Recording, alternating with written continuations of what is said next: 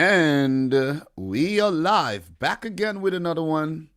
And in this week's predictions, we have to talk about FA Cup 2021 FA Cup final between Chelsea and Leicester. And we have week 36 predictions where we have quite a few dead rubbers this weekend that we won't really spend too long on. And we also have some very crucial matches that will determine who gets European football in Europa League, Conference League, and the Champions League. Once again, I would like to remind people who don't know that Manchester City are the champions of England once again for the third time in the last 4 seasons after United lost against Leicester City during the week, and also United did lose to Liverpool. So I predicted that they would drop points somewhere along the line and the title race was over and that City had nothing to worry about. You see what I'm saying? So congratulations to Manchester City. Another one in the bag. I feel good, man. I feel really good. And that's why I'm dressed like I'm in the Caribbean right now, or I'm in Thailand or the Philippines somewhere, or in Tahiti. I think I'd rather be in Tahiti right about now, man. No, you know what, man? I think I'd rather be in St. Vincent and the Grenadines right now, since the volcano has, calmed itself down and everything, and I could go down there and go on the beach and chill, drink up some rum and thing, and, listen to some soak on the beach and just chill out. Yeah, I think I'd rather do that. But it feels good though. That's why I'm dressed like this. I'm in a festive mood. So big up to the boy Thriller from Manila in the house, who said, and we are live. Big up to Dupe, Sebastian. Who else we got in here? Elevator Kid, who said, I never thought we would score 4 past United. I never thought that either. Thriller, dumb looking like Pharrell in that beautiful video with Snoop Dogg in Brazil. I'm telling you, man, the boy looking real spiffy. Real spiffy, guys. Make sure you smash the thumbs up button if you haven't yet done so. So we're going to take some time to start, and, we're going to warm up a bit. And first and foremost, I want to warm up talking about Player of the Month and Manager of the Month awards that were known today. So Jesse Lingard is the Player of the Month. And I think this is the second Player of the Month award he has won since he moved to West Ham United. And I could see him there posing with his 2 Player of the Month awards, which is a big achievement, man. I don't think Jesse Lingard have ever, picked up Player of the Month award before while he was at Manchester United. So that's a huge achievement for Jesse Lingard there. And he has West Ham fighting for a Champions League spot. Let's say Europe, but you can't get too carried away there. So that's Jesse Lingard posing with his goal of the month and Player of the Month. I don't think, did he win Player of the Month a few months ago? Did he?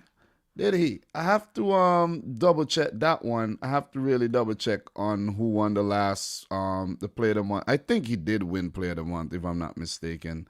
Well, I have to definitely verify that. So it says he did complete the double. This is for Goal of the Month and for Player of the Month. So Jesse Lingard, Goal of the Month and Player of the Month. He needs to chill, though. He needs to chill. We don't want, to see that disgusting Jesse Lingard attitude again like when he was at United. Calm yourself down, Lingard. I know your confidence is up. Calm yourself down. Steve Bruce, who have oversaw, the survival of Newcastle United after they were under quite a bit of pressure there, won Manager of the Month. And I think it's well-deserved, though. I really think it's well-deserved because they were in a very, very tricky situation there, and he negotiated them, safely, to safety. So you got to give it to Steve Bruce and his boys there. And I won't stay too long on this. I won't go into reading an article or anything, but, very, very good stuff there. I want to also take a look at who were nominated. I didn't even really, go into who was nominated for these positions. So it says Lingard wins Player of the Month, and it was actually let me see, Jesse Lingard won it in April as well. So Lingard for April. No, Lingard, that was only April. Gundogan was the one who won it back-to-back. January, February, Kelechi Iheanacho in March, and Jesse Lingard in April. We're now in May. So Lingard actually missed out on the previous ones because Gundogan was so good, Kelechi was so good. And for some reason, I thought he won one before that, but I was wrong. That's how good he has been. That's how good he has been. I'm just trying to find the nominees. Okay, I can't find the nominees for some reason, though. I don't know why, but that's not really important, though. It is kind of important, but I can't find the nominees. Oh, yeah. It was an 8-man shortlist that included Trent Alexander-Arnold, Stuart Dallas, Mason Greenwood, Kelechi Iheanacho again, Mateus Pereira, Alain Saint-Maximin, and Chris Wood. And Jesse Lingard came out on top that. For some reason, I thought he should have won it a previous month and not April, to be honest, but it is what it is. So Steve Bruce, as I mentioned, manager of the month, and he went up against Sam Allardyce, Marcelo Bielsa, and Ole Gunnar Solskjaer. Previous manager of the month was Thomas Tuchel, and Pep Guardiola won it in January and February. So, that's what it is. That's an update on that. Jesse Lingard, goal of the month. How's everybody feeling today, man? How's everybody feeling? So what we got here in terms of comments, Adam the Great in the house, who says, hey, y'all, I won't be able to join until maybe at the end of the stream. I'm buying a used car, so I don't know how long it will take. Be careful. Be careful. Don't buy yourself a lemon. I recently bought a used car, but it was a certified used car. Certified pre-owned. That's the correct term. Certified pre-owned used. When I bought it, it had 19,000 miles on it. That's a great deal. It's still an very expensive car, but you gotta be very careful when you buy used cars. So Dupe is saying the fact that no City player was nominated and Pep wasn't nominated. Yeah, I know, but it's all right, man. Yeah, it's fine, man. You don't really have to claim all the individual awards every single month. You know what I'm saying? I don't think Man City were that great in April, to be honest. So it is all good. No player deserves to be nominated, in my opinion. Seriously, I'm not even gonna cap about that. No cap whatsoever. So it's fine. Let other teams get some shine there. So what else we have here? Big up to Doug in the house. How are you, Doug?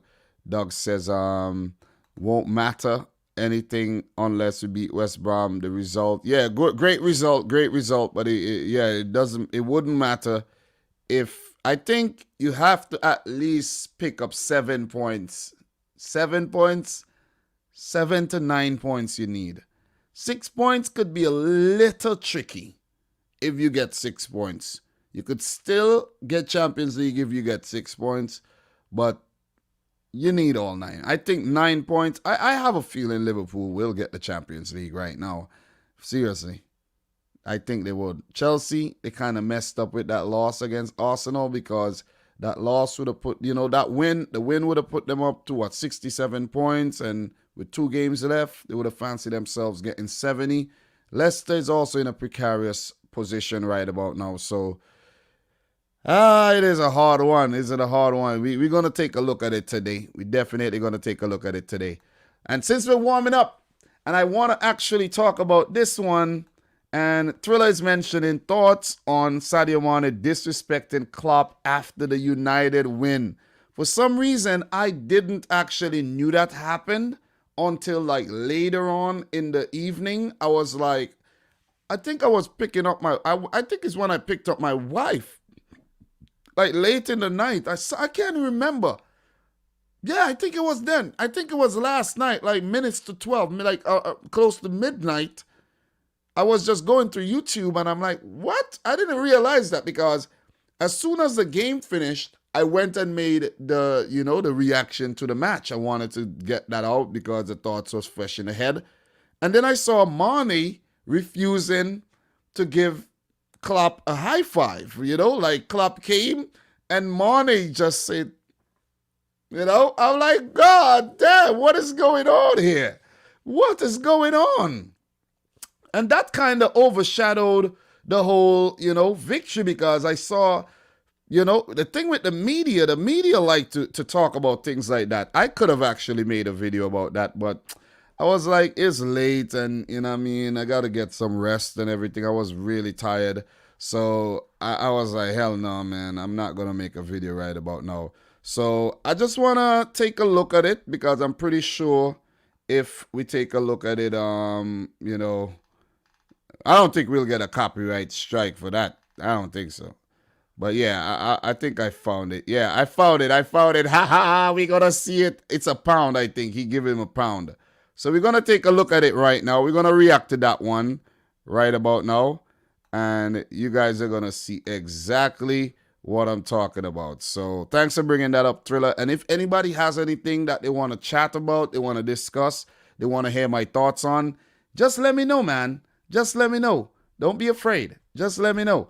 So Klopp kind of downplayed the whole thing and said that, yeah, it's just yeah. But I think it's a serious matter. I don't know what's going on with Sadio Mane here, but this is it right here. Let's go. Let us go. So let me see. I'm not hearing any audio. Let's get some audio in. Let's get some audio. Let's get that audio. All right. All right, we're still not getting any audio, but it's all good. I don't think my something is off here, but whatever. No audio, but you guys are seeing what's going on here, right? This is funny. This is crazy. Look at this. Look at this, guys. Let's take a look at this again. This is our reaction to this. All right, Klopp is being asked, and this is it. Pound, Henderson, pound for Henderson, pound for McTominay. Hey, Sadio. Good game. Good game. Sadio Mane did come on in the 70-something minute, 74th minute or so. I didn't even realize he was on the field, to be honest. And Klopp is giving him a dap. Ah! Bring this back right here. Bring this back. Look at this. Look at this. Look at this. Look at this. Klopp is like, hey, Sadio. Good game. Sadio's like, nah, I don't want to touch you, man. I don't want to touch you. I'm leaving the club at the end of the season, man. I'm done with you. I'm fed up with you, man. Seriously, I'm done with you. You know what I mean? Oh, look at Klopp. Look at Klopp's face, guys. Look at Klopp's face. Look at Klopp's face. Look. Oh, my. That is the worst feeling. When you get curved. When you get curved. Look at the curvage here. Look at the curvage. Oh, look at Klopp's face. Look at Klopp's face. He's like, oh my God, I can't believe. Oh, look at Klopp. Look at Klopp's face. Like, oh.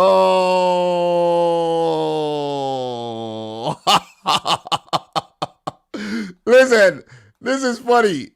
This is funny, man. I'm telling you, this is funny. So what are you guys saying about this right now?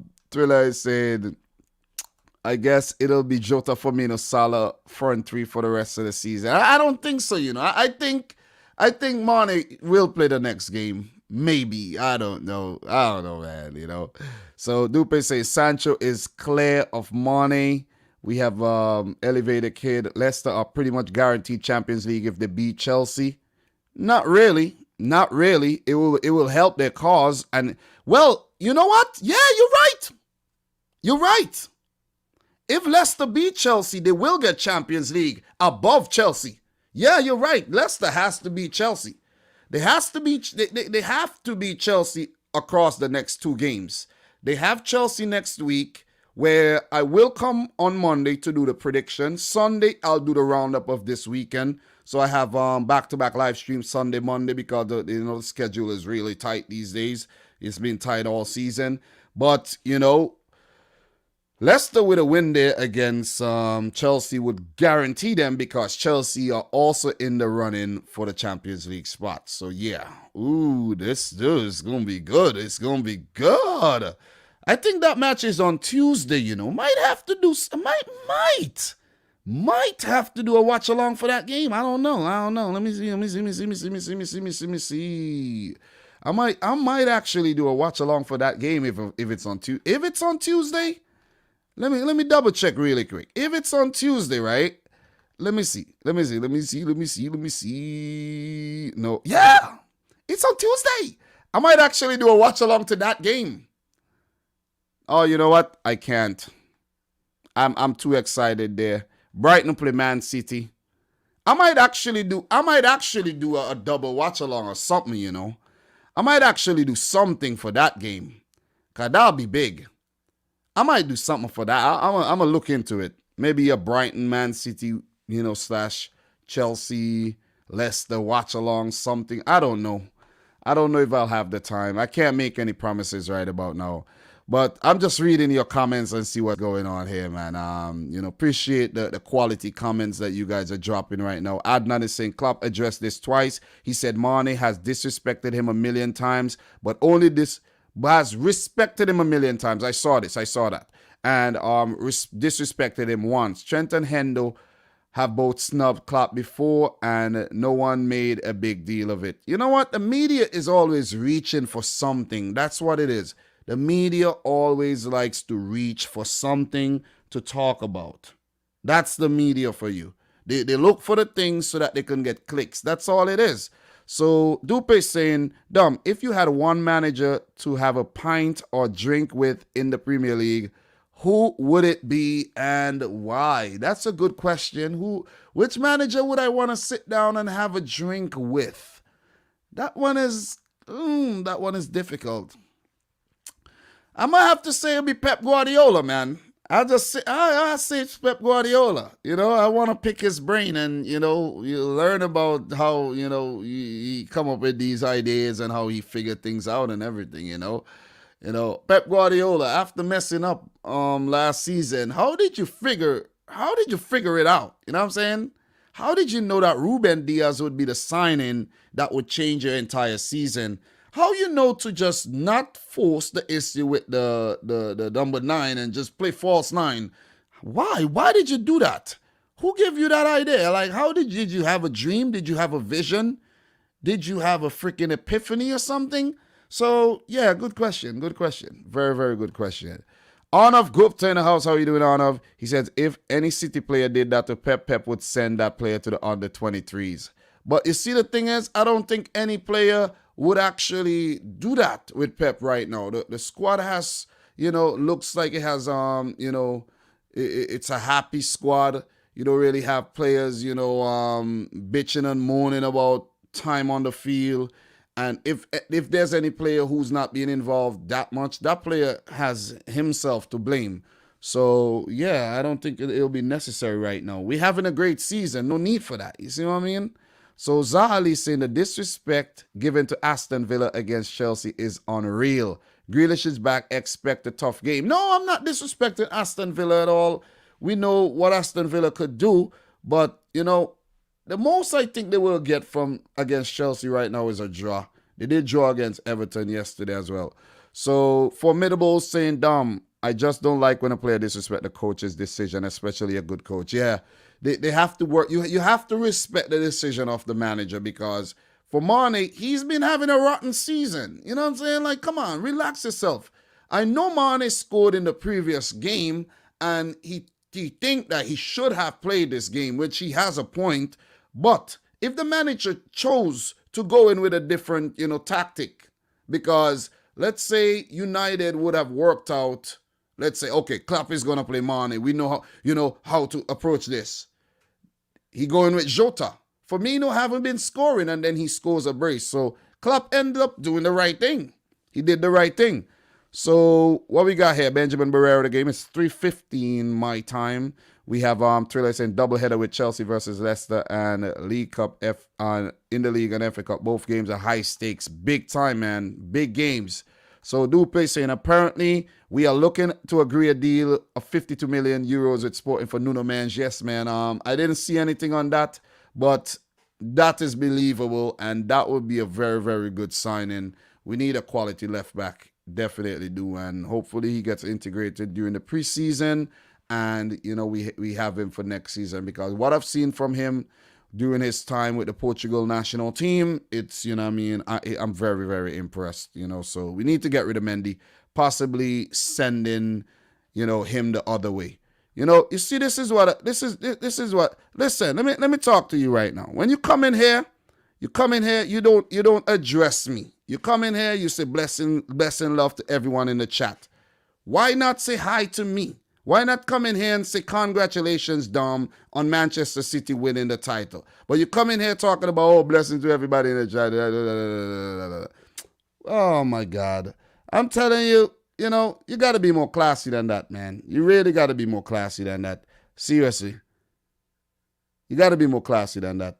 You have my number. I don't even know if you have my number anymore. You don't even say, hey, Dom, congratulations on the title, man. Big respect. Come on. Fraud.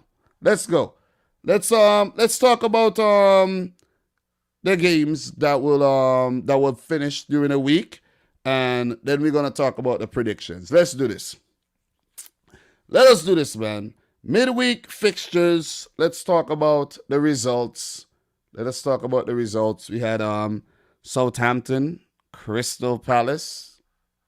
What a win for Southampton. And let me just find that game right now.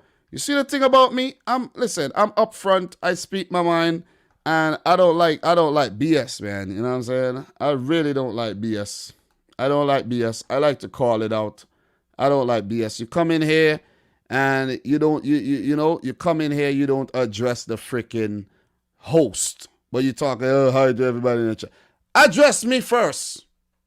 Say congratulations on the championship. You see what I'm saying? Disrespectful, man. And you come in here talking about oil money and all that. Disrespectful. Seriously. Disrespectful. So let me find a Southampton game. I want the details of that game and everything. Southampton. Want to let you guys know who assisted and who scored and things like that. So 3-1 win over Crystal Palace. I got that one wrong. Definitely got that prediction. I got all my midweek predictions wrong, all of them, and that's a good thing. That means that we had good games. So I predicted a 1-0 win for Palace. It ended in a 3-1 win for Southampton. Palace scored first, early goal.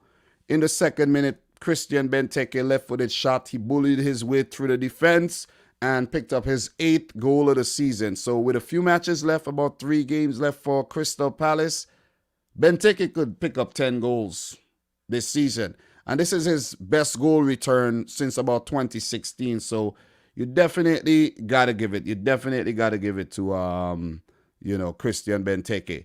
But Danny Ings, on his return to the starting 11 after an injury layoff, assisted by Nathan Redmond, scored. That was a very, very cheeky goal in the 19th minute. And in the second half, Che Adams scored his 8th goal of the season, set up by Stuart Armstrong for his 5th assist. And Danny Ings again in the 75th minute put the game to bed after he was set up by Che Adams for his 5th assist. So Southampton, bouncing back nicely there and picking up a well-deserved win. They have been the worst team in 2021, by the way, even worse than Sheffield United, West Brom, and Fulham. So it's a good morale boosting win for them after their loss against Liverpool. And, they did pick up a good draw against Leicester City. They did lose to Tottenham, lost in the semi-final of the FA Cup to Leicester, lost to West Brom. So they have been going through a torrid bit of time. I must say that. So it's good for Hasenhüttl and his boys to finish off the season strongly and come better next season, where they will look to bolster their squad, let go a few, deadweight players and bring in some fresh talent. As for Crystal Palace, man, this team is so hard to analyze this team. They're so unpredictable, and it's just weird. I think there was a penalty miss in this game as well. Yeah, Luka Milivojevic had a penalty saved by Fraser Forster. They had an opportunity, to go 2-1 up and missed that opportunity. And Southampton pounced on it, and they end up, victors in the game. This game was a dead rubber anyway, so it doesn't make... we don't need to really stay long and talk about this one. So Southampton are 14th on 40 points. They reach a 40-point mark, and Crystal Palace are, 13th with 41 points. So that'll be it for that game. The next fixture for Crystal Palace that we'll talk about, let me see, today would be against Aston Villa. And the next game for Southampton would be, let me double check that, would be against Fulham tomorrow. So what are your thoughts on this one, guys? Talk to me. Talk to me. What are your thoughts on this one? So we have Otutu, man. Big up to the boy Otutu, Liverpool fan in the house, who's saying congratulations to City, Dominic. Yeah, appreciate it, man. You know what I'm saying? Appreciate it. And let me see what else you guys are saying here. And Monomelia is saying, who would buy Mendy his high wages? Well, look, man, he could go back to France. He has to give up the wages, and he has to accept that he's not that good anymore. Simple. You see what I'm saying? So what else he have here? Ricky Swift is saying, heard that Elon Musk might be buying into Doge or something. Yeah, definitely. So what else we have here? Matthew Walcott in the house, who's saying Barbados in the house. Blessed love and respect my City family. You know, five Premier Leagues plus a Champions League, the best league. Well, we didn't have the Champions League yet. The Champions League is not there yet, man. Let's not get carried away with the Champions League, Ricky Swift, man. Come on, man. Not Ricky Swift or Matthew Walcott. Let's not do that. So what else we got here in terms of good comments? We have top 4 is in Liverpool hands now. Chelsea will fight it out against Leicester. Definitely. What we got here? So, Revolutionary Leader, have you talked about Chelsea versus Leicester City? No, I haven't. We're just still warming up, man. We're warming up. We got a lot to talk about today. So, the next game that I have to talk about is Man United 1, Leicester City 2, where Man United have played 3 games across the last 5 days. And if you include the Europa League game and you go further back for the Thursday, you know, you could add a couple more days onto that and say 4 games in about 8 to 9 days, which is quite a lot. It's a lot. So no wonder they ended up losing 3 of those games. It's crazy. United just lost 3 games, 3 out of 4 games. They lost to Roma. They came back from behind to beat Aston Villa, lost to Leicester, and they lost to Liverpool. We're going to talk about both of those games pretty soon. So I want to go in chronological order. Manchester United 1, Leicester City 2. Let me just find that game, and, you know, we're going to touch on that one. And if you guys have anything, you know, worthy, say it in the comments. So 2-1 win for Leicester on the road, a big win at Old Trafford. They don't pick up wins at Old Trafford like that. So that's a huge achievement there, and you got to give credit to Leicester City with their backs against the walls in terms of qualifying for the Champions League. That's a big win. You see what I'm saying? When you look at their fixture, you know, line up their fixture for the rest of the season, Manchester United, Tottenham, Chelsea, you're like, oh man, it's not looking good. And this is a big step in qualifying for the Champions League by defeating Manchester United, who did make 10 changes or 11. Did they make 11 changes or something like? I think it was about a 10. I think Greenwood was, I think it might be 10 or 11, if I'm not mistaken. Let me get the facts for you. Let me just get that. So, lineup, let me see. Let me find that for you. Let me see. I can't find it. Let me just see. Yeah, I found it. United, they made a lot of changes. I can't find the exact info, but they made about 10 changes, and that definitely affected their game. You could see the team there was no cohesiveness.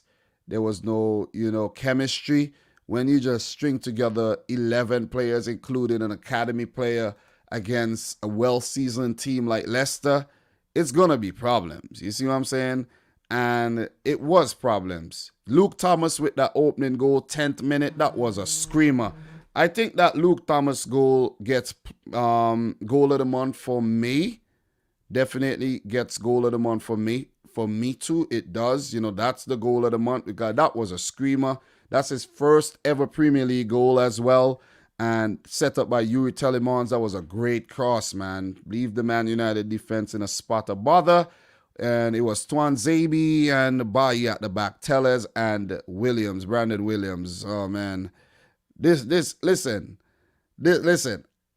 I actually predicted a 1-1 draw for this one.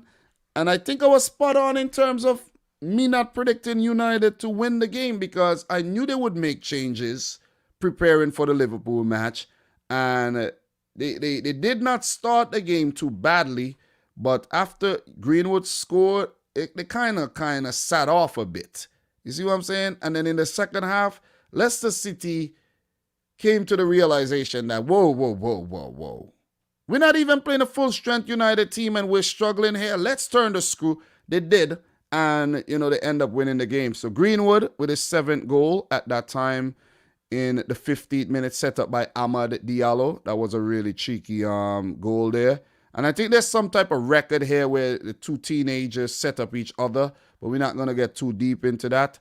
And in the 66th minute, Chagla Soyuncu, with his first goal of the season, headed in from a Mark Albrighton corner, which Albrighton has been putting in a good shift lately. So pretty good stuff. United losing, it's always good for me as a City fan. I've been telling you guys that United are frauds all season, and most people are not believing me.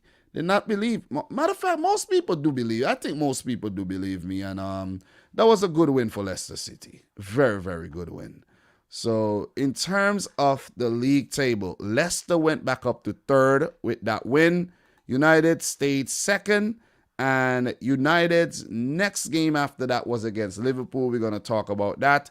And as for Leicester City, they play Chelsea in the FA Cup final. We will talk about that a little later in the stream as well.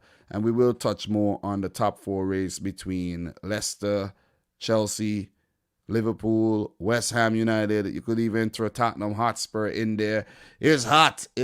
And, I love it. At least there's something to play for. Seeing that Man City have already wrapped up the title. Relegation has been, done and dusted. At least there's some European places to actually play for. So good performance by Brendan Rodgers and his boys. And, hopefully for them, they could replicate performances like that at Old Trafford in the future. So we have another game to talk about. But before we do, what are you guys saying in the chat right about now? Big up to everybody. Make sure you guys smash the thumbs up button for the live stream. Back again with another one on an early Friday morning. Let me tell you, man, it ain't early. It ain't easy to get up early when you're off from work and get these things done. I've been up since 6 o'clock because I had to move my car. They're doing road work. They're paving over the whole road on my block. So I had to move the car. I had to get up early. I did some editing. There's a CONCACAF Nations League video on the way. There's a few jersey reaction videos with my boy Finn coming. I had some of those to finish up. I have one with Arsenal's. I have one with United. And those would be dropping in the next couple days. So, look for the CONCACAF Nations League video, though. Definitely. So, what are you guys saying in the chat right about now? So, what we got here, we got Dupe saying, Dom, today's Diaz's birthday. Happy birthday to Ruben Diaz. How old is he now? 24? Good stuff. So, we have... let me see what you guys are saying. Phil Jones is saying, today is day we carrying the FA Cup home. He's a Leicester fan. Is it? Where are you from? Australia or something? Because it's... Are you China? Because it's still Friday. Isn't the FA Cup tomorrow? Are you in the future? What else we got here? Big up to the boy Coach's Desk in the house. How are you doing? What else we got here? Guys, if you want all your Jamaican, sports news, check out Coach's Desk. Live almost every day. What else we got here? The Formidables is saying United lost against Leicester by benching their most starters. Then to face Liverpool of hoping to beat them in order to send their enemy to the mud. As we know it by now, it didn't work. And the Liverpool fans were actually saying that there's some type of conspiracy over the fact that Solskjaer weakened the team so much against Leicester to prevent Liverpool from getting Champions League football by actually intentionally losing the game. You know what I mean? Intentionally losing the game. So I don't think that was the case, though. Or who knows? You never know. Let's just leave that to the imagination. But it worked.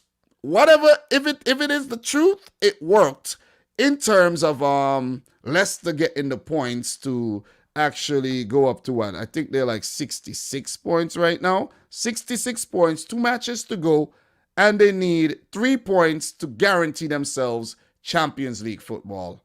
And they have to do it against Chelsea. They have to do it. Well, 3 points against Chelsea. If they do it, well, let me rephrase. 3 points against Chelsea would guarantee them Champions League football because they will go up to 69. Chelsea would stay on 64 with 1 game to go.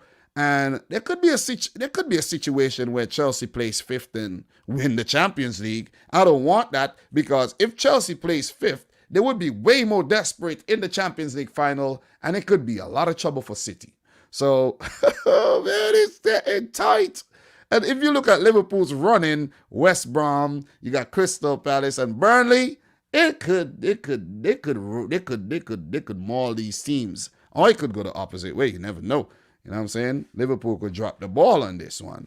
So, what else are you guys saying in the chat? Good comment, man. Good comment, Formidables. Adnan is saying, Soyuncu bullied Rashford and Matic for that second goal. Indeed. Rashford looked tired the last couple of games, man. They did come off the bench. Rashford, Bruno Fernandes, Cavani in that Leicester game to no avail. What else we got here? In terms of comments? Come on. What do we got here? So Ricky Swift is saying, Gary Neville, Liverpool can't use injuries as excuses.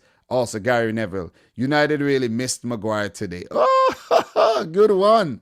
Adnan, these last few weeks will be interesting. Just need professional performances by Liverpool. What else we got here?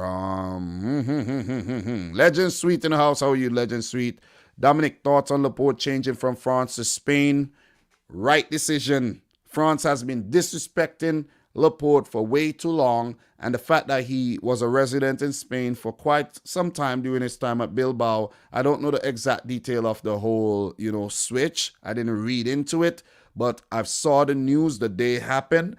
It's the right move, and FIFA has ratified the decision, which means that Aymeric Laporte could be turning out for Spain at the 2020 Euros that will be held in 2021. It's a weird time we're living in. You see what I'm saying? So great choice by Laporte. Great choice. Antoine Eugene in the house. How you doing, man? Appreciate you coming through once again. What else we have here? We have Adnan.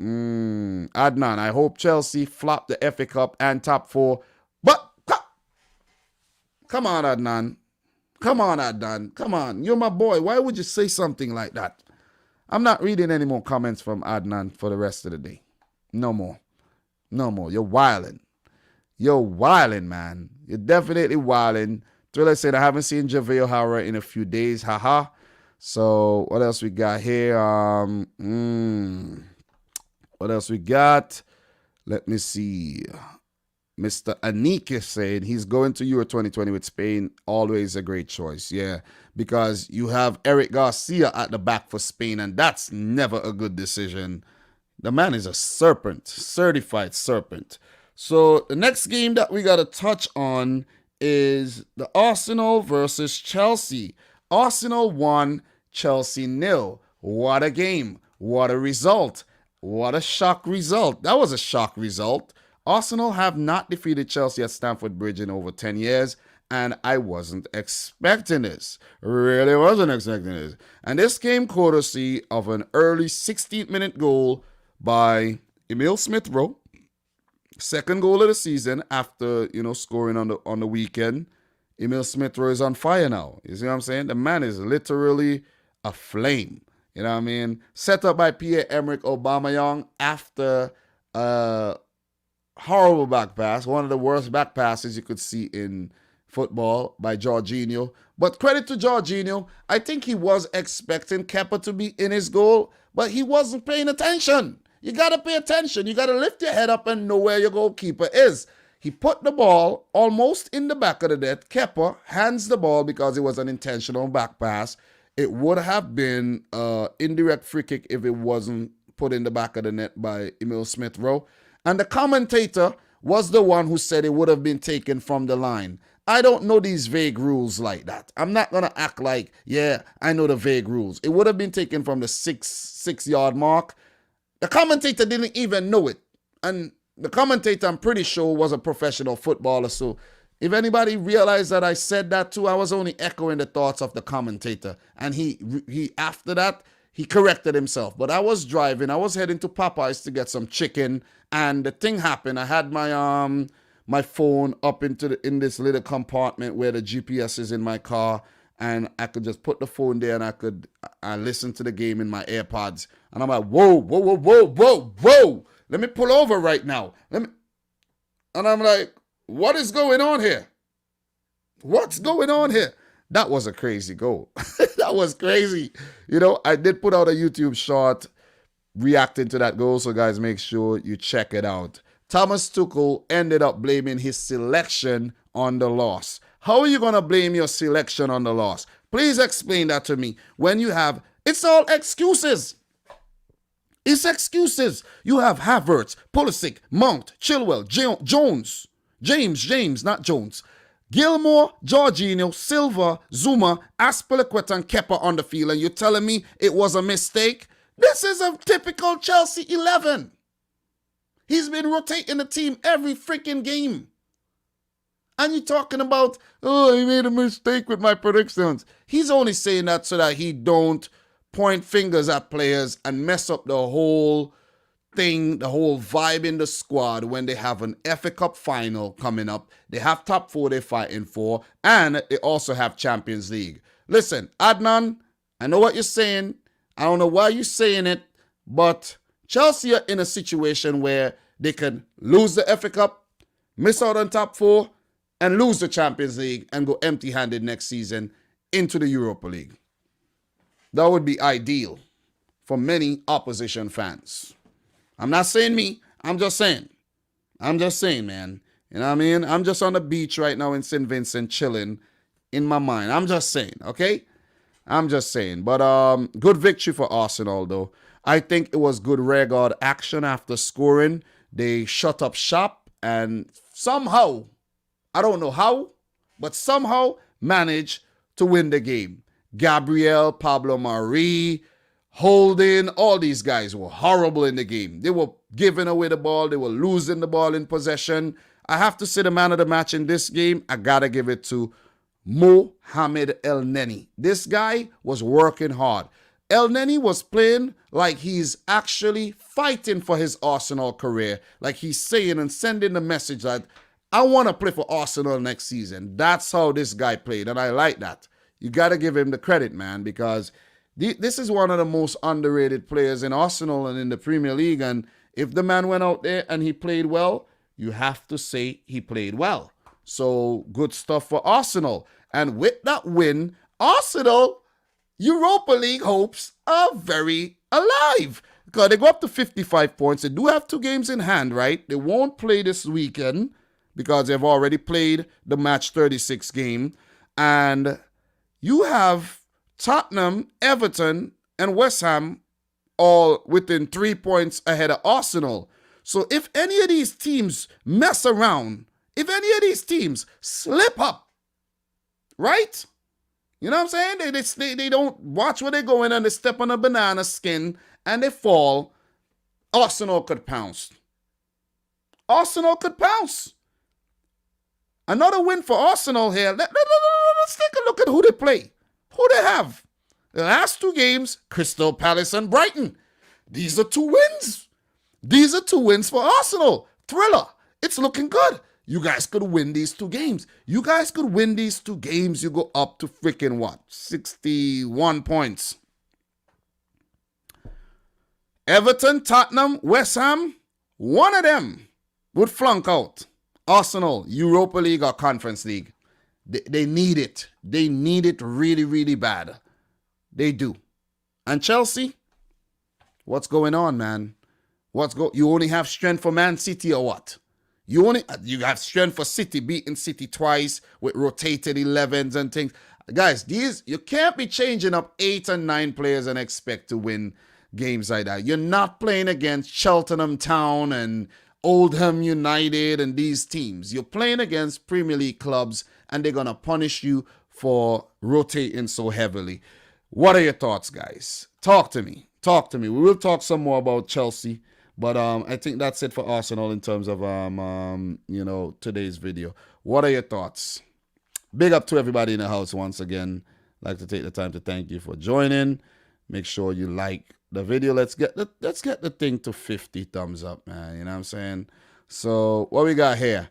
So in terms of comments right now, so what we got? Okay. So Formidables is saying, I think Liverpool are good enough to win the remaining fixtures. Therefore, I think they should make it, regardless of Chelsea versus Leicester. But you also have to consider that Liverpool have dropped more points against the teams in the bottom 6 of the table than against the teams in the top 6. Did you forget Liverpool lost to Fulham, Burnley, Southampton, drew to West Brom? Did you forget that? Remember. Remember that. So, big up to Ivan, LFC in the house. How are you doing? What else we got here? What did Ivan say? Ivan said Liverpool are not getting fourth. He's just being realistic. What else we got here? Legend Suite, I hope City win today. I want to see the Champions League perform. Well, we'll get to that game. We'll get to that game pretty soon. And we got to wrap up these midweek fixtures. It won't be long today, to be honest, in terms of talking about a lot of these games because they're dead rubbers anyway. And, we won't be super, super long. We could have some time to touch on the other leagues around Europe as well. So big up to Sebastian, who's saying, Manchester City, please eat Chelsea in the final and let's send them to 5th Europa League place. All right, what we got here? Actually a decent save from Kepa in the end. Yeah. Can't remember every detail that happened in that game. Seriously.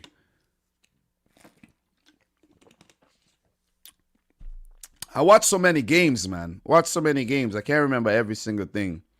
But thanks for you guys, you know what I mean? You're bringing up some good points here so I could elaborate on.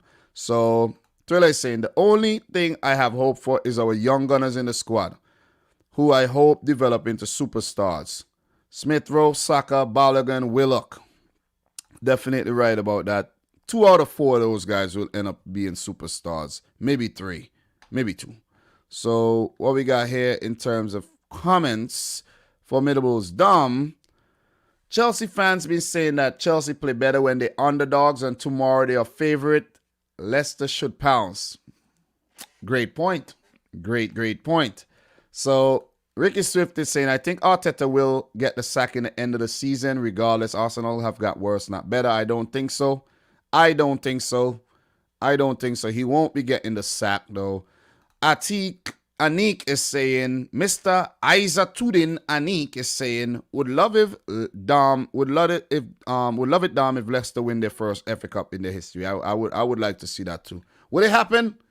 We'll find out what I think a little later. So let us move on to the next game, guys. We have 2 more to talk about. Everton, Aston Villa. That one ended in a 0-0 draw. 1 point apiece. I did predict a win for Villa. Grealish came back from injury. There was a VAR situation in the match where Tyrone Mings should have got sent off for his foul on Dominic Calvert-Lewin. This Premier League referees, I swear to God, they don't know what they're doing. Because why is that not a red card? And then we saw some stupid little things in the past that were given as red cards. That was a straight red card. I don't care what nobody say. Tyrone Mings, you were rash, and that was a wild foul. You should have got sent off for that one. VAR got it wrong. See what I'm saying? So, Carlo Ancelotti, Dean Smith, share the spoils. Opportunities for both teams. No team's able to pounce and capitalize. 0-0 draw. And this is a game that I'm not wasting any time talking about. But in terms of the the European places, though, Aston Villa, I don't think they won't get Europe. They have 3 games. If they win all 3, they end up with, 58 points, which I don't think would be enough to get one of those spots unless the teams above them lose all their remaining matches. So I think that's it for Villa in terms of their European hopes. I don't think if they had any, it's gone now. So good point, seeing that they haven't been at their best playing without Jack Grealish. Lost the last game against United as well. But it's a positive for them that Grealish came on as a sub in the second half there. So for Everton, an opportunity missed to go, into those European places. Well, they are in a European places, but go into those Europa League places, they would have gone up to 58 points. And with a better goal difference than West Ham United, they would have currently been 6th in the table, guaranteed a Europa League spot if they hold on to, their place. So that's an opportunity missed, but there will be opportunities to come definitely in the future. So for Everton, their next game is against Sheffield United. Then they play Wolves, and the final match of the season, they play Manchester City. As for Aston Villa, we will talk about these teams again today. So as for Aston Villa, Crystal Palace, Tottenham, and Chelsea on the final match day. So Villa could spoil the party for Chelsea for sure, but it's going to be very, very difficult. So let's move on to the big one. Manchester United 2, Liverpool 4. I got to give it to Liverpool. You know what I mean? They haven't won at Old Trafford since, 2014. 3 wins in the last 15 years. Biggest rival in the Premier League. Arguably still the biggest match in the Premier League. And it's a big morale. It's a huge moral boosting win for Liverpool. The fans, and I know this, and that's why I took the time and effort to put out that video yesterday, because I know a lot of people would have wanted to hear what I had to say about the game. And even me as a City fan, United lost, you know what I mean? Ha, ha, ha, ha, ha. It's always nice to see. Man. And Klopp do deserve some credit here for his team selection and for his instructions, tactics, and even though Liverpool went behind early in the game, courtesy of that was a brilliant goal by Bruno Fernandes outside of the right foot, inadvertently put in by Nat Phillips. And then you got to give it to Nat Phillips, the way he fought to get the shot off that Jota diverted into the back of the net. Ooh, that was nice. Also, I think Dean Henderson wasn't at his best in this game. And Man United's defensive frailties further exposed. Guys like Fred was trash in the game. I think Luke Shaw had a great season so far, but he was ass in the game. And United were just poor, man. I'm like, what is going on here? They kept giving away the ball. I'm like, what is this? What is going on? What is this? Seriously? But let me get the match scorecard and just touch on who picked up the assist and all these. Because this was a wild game. I'm telling you. I predicted a 3-1 win for United. And I think I predicted a 2-1 win. I did at first predict 3-1 to United, but then I took off 1 goal because the game got postponed. There were, fans protesting again, but they weren't able to get into the stadium this time. I don't know if they had intentions of doing that, but, a few arrests were made. The Liverpool fans tried to, the United fans are not the Liverpool fans. I don't know. They tried to deflate the tires of a Liverpool bus, but they came rogue in 2 different vans or buses, and they got in. United players got there early and everything, and the game went on. So just to touch on the goals, Aaron Wan-Bissaka, that was a really good assist. I got to give it to him. That was a good assist, man. Exposing Liverpool's defense there. Very, very good. And Bruno Fernandes, 10th minute. But Diego Jota with that goal by Nat Phillips that I was talking about in the 34th. And then Roberto Firmino with the header. Pogba, oh my God, how stupid could you be? Bruno Fernandes on the ground, injured in Liverpool's box. Pogba is thinking, okay, you guys need to get this ball out of play. He intentionally fouls the Liverpool player, can't remember who had the ball, and give away the free kick that led to the goal. It's great. Pogba did not need to commit that foul. They were in no danger of conceding a goal. No immediate danger at least. And you did not have to do that, Paul Pogba. He had a rotten game. And then on top of that, he could not keep track of Firmino. That was a brilliant header. Firmino scoring, I think that's his first goal against United in the Premier League, if I'm not mistaken. I might be wrong. I know he did score in the Europa League against United. And he have been poor against United throughout his Premier League career. And he backed 2 goals on the day. You see, after being 2-1 up, I'm like, okay, good second half coming.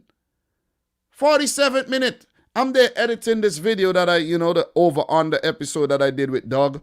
And I'm editing the video, watching the game casually. And then I'm like, whoa, what is going on here?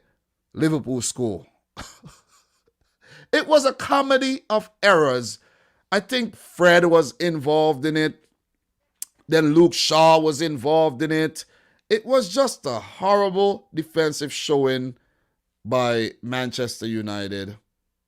There was a save by Dean Henderson. They didn't deal with it properly. And it was just horrible. United, concede again. 3-1. At that point, when Liverpool went 3-1 up, the game was looking like it's going to end in Liverpool's favor. But then Rashford with that goal, brilliant setup by Cavani. Rashford with his 11th goal of the season. I'm like, okay, game on. We got a thriller here.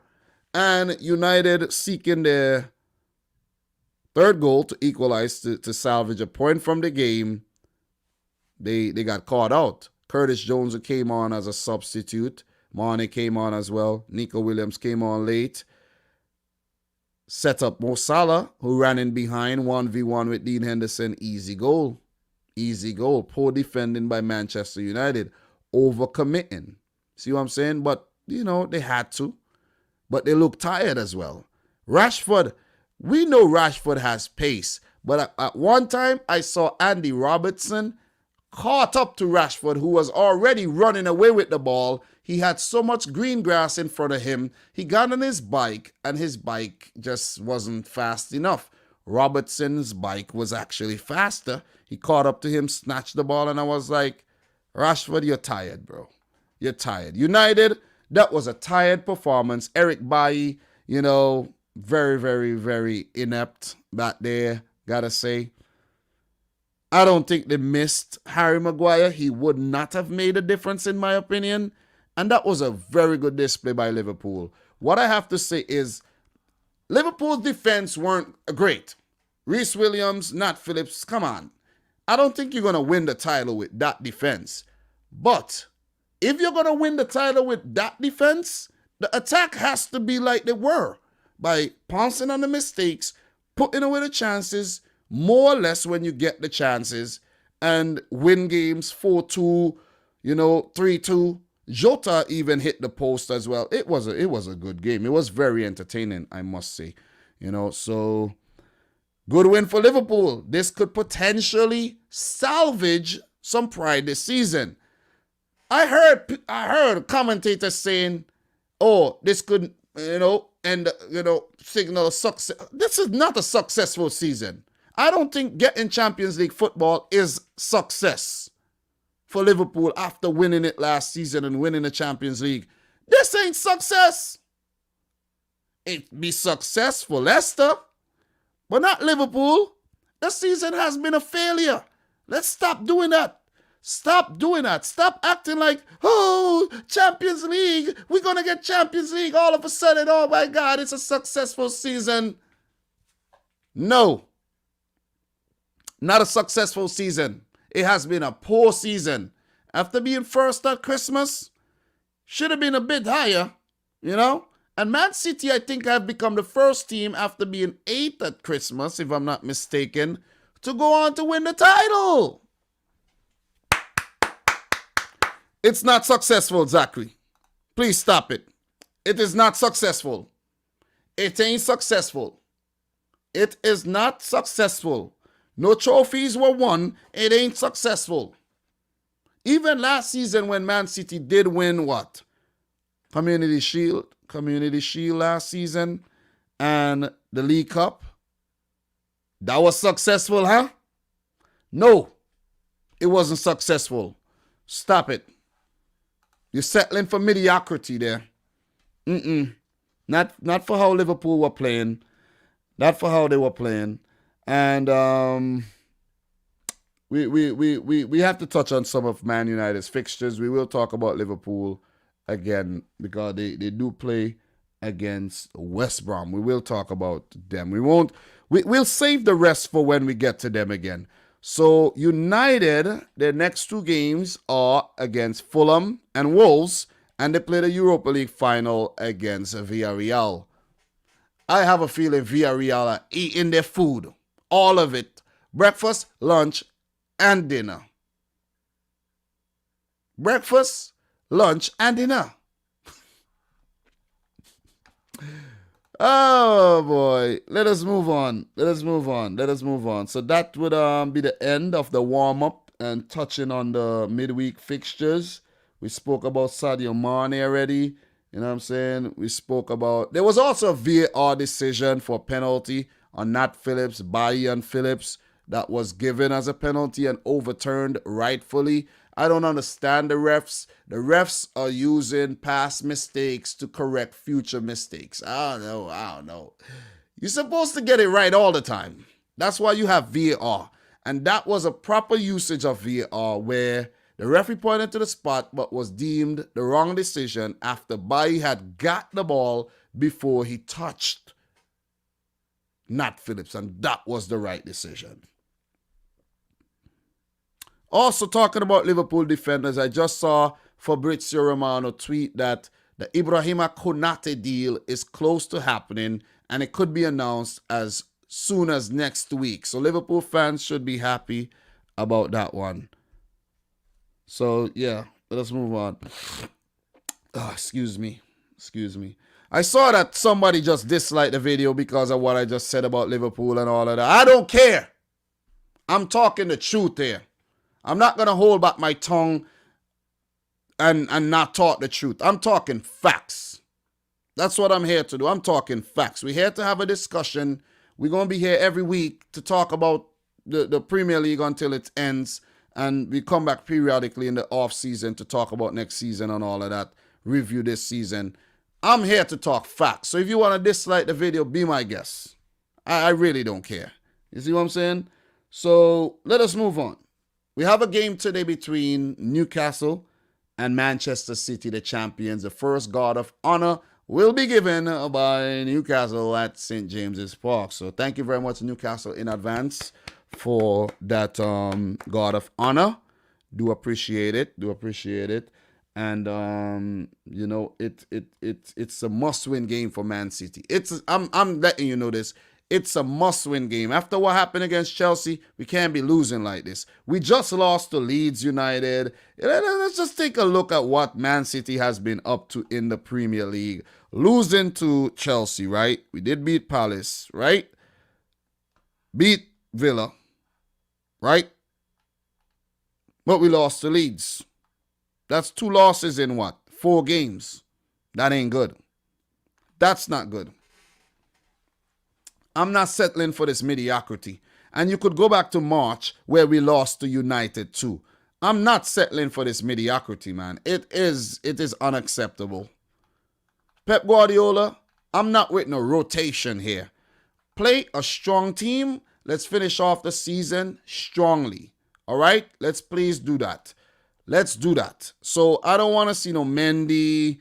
I don't want to see no Ferran Torres. Sorry, Legend Sweet. I know you like Ferran Torres. I want to see a strong 11 here against Newcastle, who have been in good form. And if we don't play a strong enough 11, I know Aguero might play, Jesus might play, who knows. But play a strong 11, please, Pep. I'm begging you, because Newcastle will beat us if we don't put out a quality 11. They will. They will. Let's use these games as practice matches for the Champions League final, please. Use all your 3 subs. Use them smartly. If we're winning the game already and Kevin De Bruyne is on the field, take him off. Take off the key players. Ruben Diaz, take him off. You know what I'm saying? Do that. Do smart things, Pep, so that we don't have a big injury before this Champions League final. Because we got Newcastle, Brighton next Tuesday, and Sunday, the 23rd, we have Everton. So we have some time between these games for the players to rest and recover. So no need for all the rotation. Please, no more rotation. And 6 days before the Champions League final, we play Everton. 6 days. No more big-time rotation, man. You see? So we got 3 guards of honors to happen and to come. And we got to win all these games and finish off the season strongly. You see what I mean? We got 80 points. Let's finish it off with 89. I would have preferred to finish it off with, 100, but 90-something to be realistic. But we got to settle for about 85 to 89 points here. So what I think is going to happen here, I think Pep is going to rotate. He's going to rotate. He will rotate. You see what I'm saying? We might get a weird start in 11. I think he will rotate.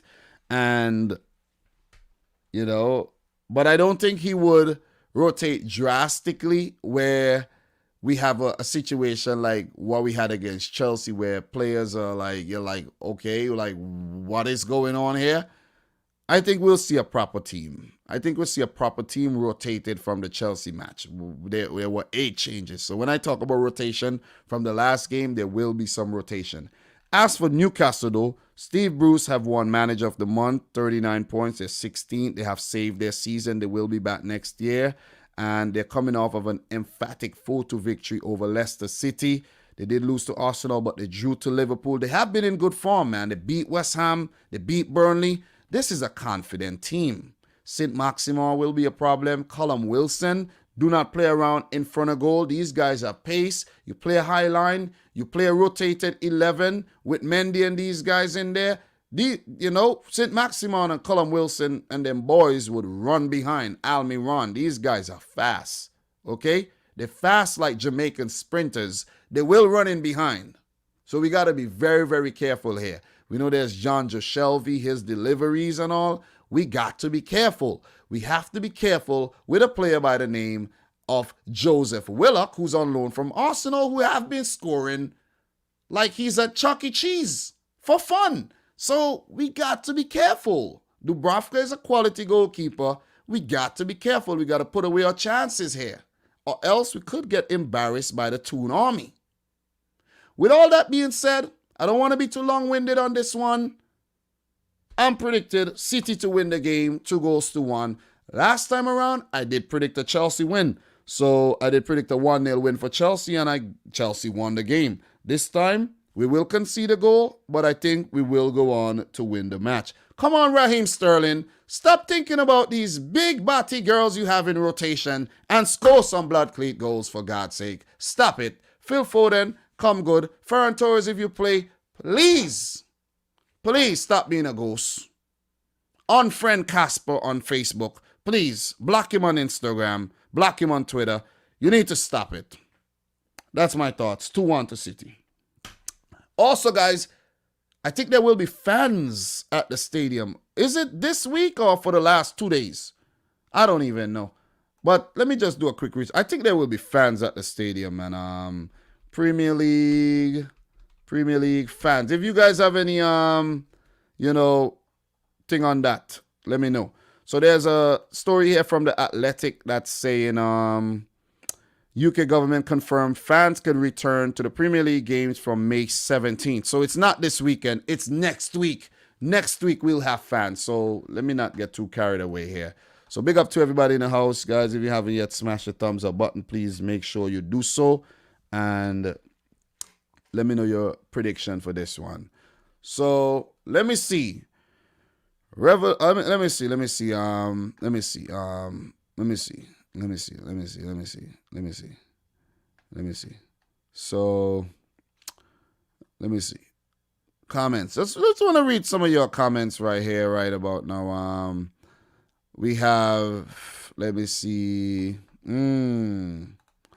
We have. Okay, this comment is a good comment here. So, wait, this comment is also a good comment here. Wait. This one is also a very good one. The season was a huge fail. You're right. Zachary, I got some Chick-fil-A right about now. This early? Chick-fil-A? Breakfast? Jealous. Elevator Kid. Jeremy Pico, the youngster, brace against Man United. The Greenwood goal for United. I don't know if Pico is going to score. I don't know. Thriller. Who would I rather see lift the trophy? Man United or Unai Emery? It's like choosing to get stuck between a rock and a hard place. Good one. Dom, did you see Upamecano got dropped by Haaland? No. I wasn't watching the DFB Pokal final yesterday where Dortmund ramped to a, 4-1 against RB Leipzig? Was it 4-1?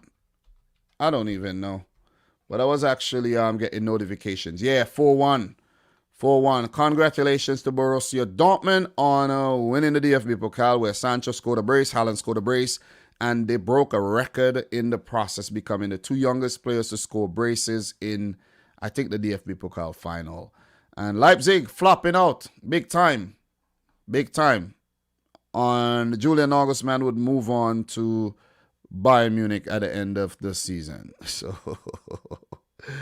double whammy. So, yeah. Let's get back to this comment here. Good comments, bro. Good comments. I love when you guys drop these good comments here.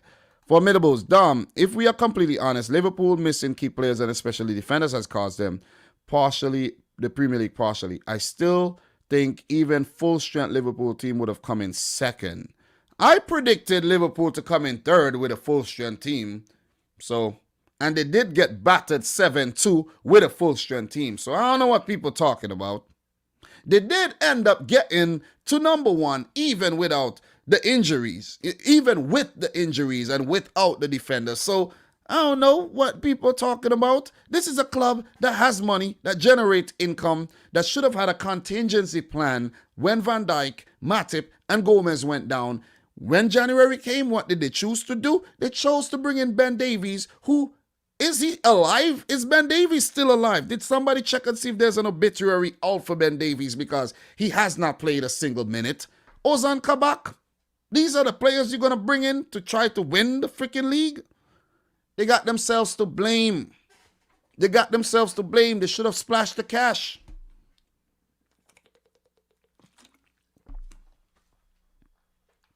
They should have. See what I'm saying? Got themselves to blame here. What else we got here? Ivan, if any Liverpool fan thinks it's been a good season, they don't know nothing about football. I agree with you. I do agree with you. So, 80 is saying Brazil released their squad list for the qualifiers. Yeah, Brazil always, does that pretty early. And they put it out on Twitter and things like that. So, let me see the Seleção. Let me see what that list is looking like here. Seleção de Brasileira. All right, let me see the squad. All right, the squad is out. Brazil. I like how they always do this though. I really like how they do this. So thank you very much there, AD. We're going to take an intermission and look at this Brazil squad. We've already talked about the Man City game. We got a few more dead rubbers to talk about this weekend. This is a dead rubber, so we don't need to touch on that too long. But this is the team. This is La Team.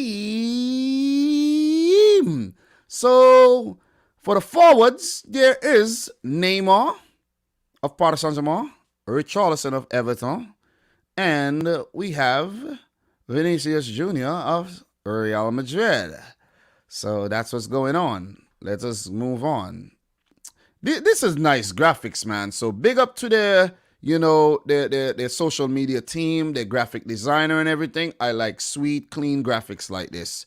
So, what else we got here? Bam. All right. Looked at that already. All right. So we got another one here. Midfield or some more forwards. Everton, Cebolina, the man Cebolina of Benfica. Firmino makes the team. Gabriel Barbosa. I would really like if another team from Europe go back in for this guy, because when Gabriel Jesus came out, it was Gabriel Barbosa and Gabriel Jesus. Jesus acclimatized well in Europe while Gabriel Barbosa didn't. I think Gabriel Barbosa went to AC Milan, right? Was it AC Milan or Inter Milan? Gabigol. So Gabigol, that, you know, and he is still young. He had a very good season for Flamengo a couple seasons ago when Liverpool won the Club World Cup. He's still 24 years old, and he went to Inter Milan. He only made 9 appearances for Inter Milan, and it didn't work out. Since 2016, this deal happened. He scored once, and maybe there's more to the story. 52 games for Flamengo, 38 goals in 2020. In 2019, 41 games, 32 goals. For Santos on loan, 43 games, 22 goals. The man has been on fire, I'm telling you. Before he left for Inter from Santos, he scored 41 goals in 130 games. So 96, 30, he was like he was like 17 or something when he was doing that. So big up to Gabigol. Just went down a rabbit hole there, you know what I mean? But yeah, man. So that's it right there. Gabriel Jesus makes the cut as well. And let's move on and see who else makes the team. Casemiro, Douglas Luiz, and we have Ribeiro. I'm not too familiar with him. I think his name is Everton Ribeiro, if I'm not mistaken. But he's from Flamengo. There's always a few local players in the mix. Douglas Luiz. Where's Fabinho, though? Where is Fabinho? Maybe he's on the list somewhere. Maybe he is. Maybe I'm wrong. What else we got here? Yeah, he's on the list. Of course he has to be on the list. Fabinho. Fred. I don't too agree with the Fred thing. Fred is ass. Seriously. Lucas Paqueta from Lyon. He's having a good season, I think. Lyon not doing too bad. You know, Lucas Paqueta, I always like his name. And, you know, I haven't seen a whole lot of him, but the few times I've seen him, look lively. Deep line midfielders there. What else we got here? Defenders, Eder Militao. Verissimo of Benfica. I don't know this guy. Marquinhos and Thiago Silva, the veteran. We got Donny. Wait. I didn't even realize this guy is still freaking playing for Brazil. I know he was still playing, but we're in 2021. Dani Alves is still part of the Brazil team. And he's playing for Sao Paulo right now. Danilo at Juventus. We have Renan Lodi and Alexandro, the left backs. So those are the 2 right backs. That's the 2 left backs right there. I always like Alexandro, but, you know, yeah. What else we got here? Sorry to go down this rabbit hole, but we got 3 different goalies. Alisson, Edison, and Weverton. Who's going to be the number 1? Pretty sure it's going to be Edison. Edison for sure. So, AD, I like to say thank you very much for sending us down that rabbit hole. We will move on. What are you guys saying in the chat still? Zachary, how many guards of honor did Liverpool get? A lot. Okay? A lot. So, Barnabas Cordora. I like your videos, bro. This is a real football channel, to be honest. Cheers from a Liverpool fan. Thank you very much. Appreciate that. I always appreciate the nice comments, man. Revolutionary leader. Liverpool fans would always be toxic whenever you say something contrary to their opinion. You're absolutely right. And, you know what I'm saying? We have some of them without no class that come in here and don't want to say good morning to the host and things like that, you know? So, yeah. So, we have formidables. Dom, I hope Sterling couldn't play for the rest of the season because of the Champions League final in case we need him to come off the bench and change the game if needed. Let us see. Let us definitely see here. So, we got City 3-1. We have 3-1 to City again. What else we got into predictions? We have thank you very much, Dandy, for letting me, know that. 17th of May. What else we have here? No Coutinho. I think Coutinho is injured. I think he's injured. So let me see what else you guys got here in terms of predictions here. Gabi Barbosa looks very similar to Douglas Luiz with that hair. Dom, you got to keep an eye on Daryl Dike, currently at Barnsley in the championship playoff, like an American Lukaku. Yeah, I am. I know what's going on with Daryl Dike. He's been doing very, very well. So what else we got here in terms of, somebody's saying Ben Davies got hurt. Yeah, still though. Still. So that's it. That's it for that predictions. We're going to move on to the next game, man. The next game that I want to talk about is Burnley versus Leeds. Burnley versus Leeds. Let me just pull this thing up right now. And we're going to touch on Burnley versus Leeds. If you guys want to know the last time Newcastle actually beat Manchester City, you got to go back to that 2-1 win back in January of 2019. And that was the only win over City in the last 6 years. So not a very, very, very good record against City at all. 8 wins in 41 total Premier League matches, 8 draws, 25 losses. Just keep that in mind.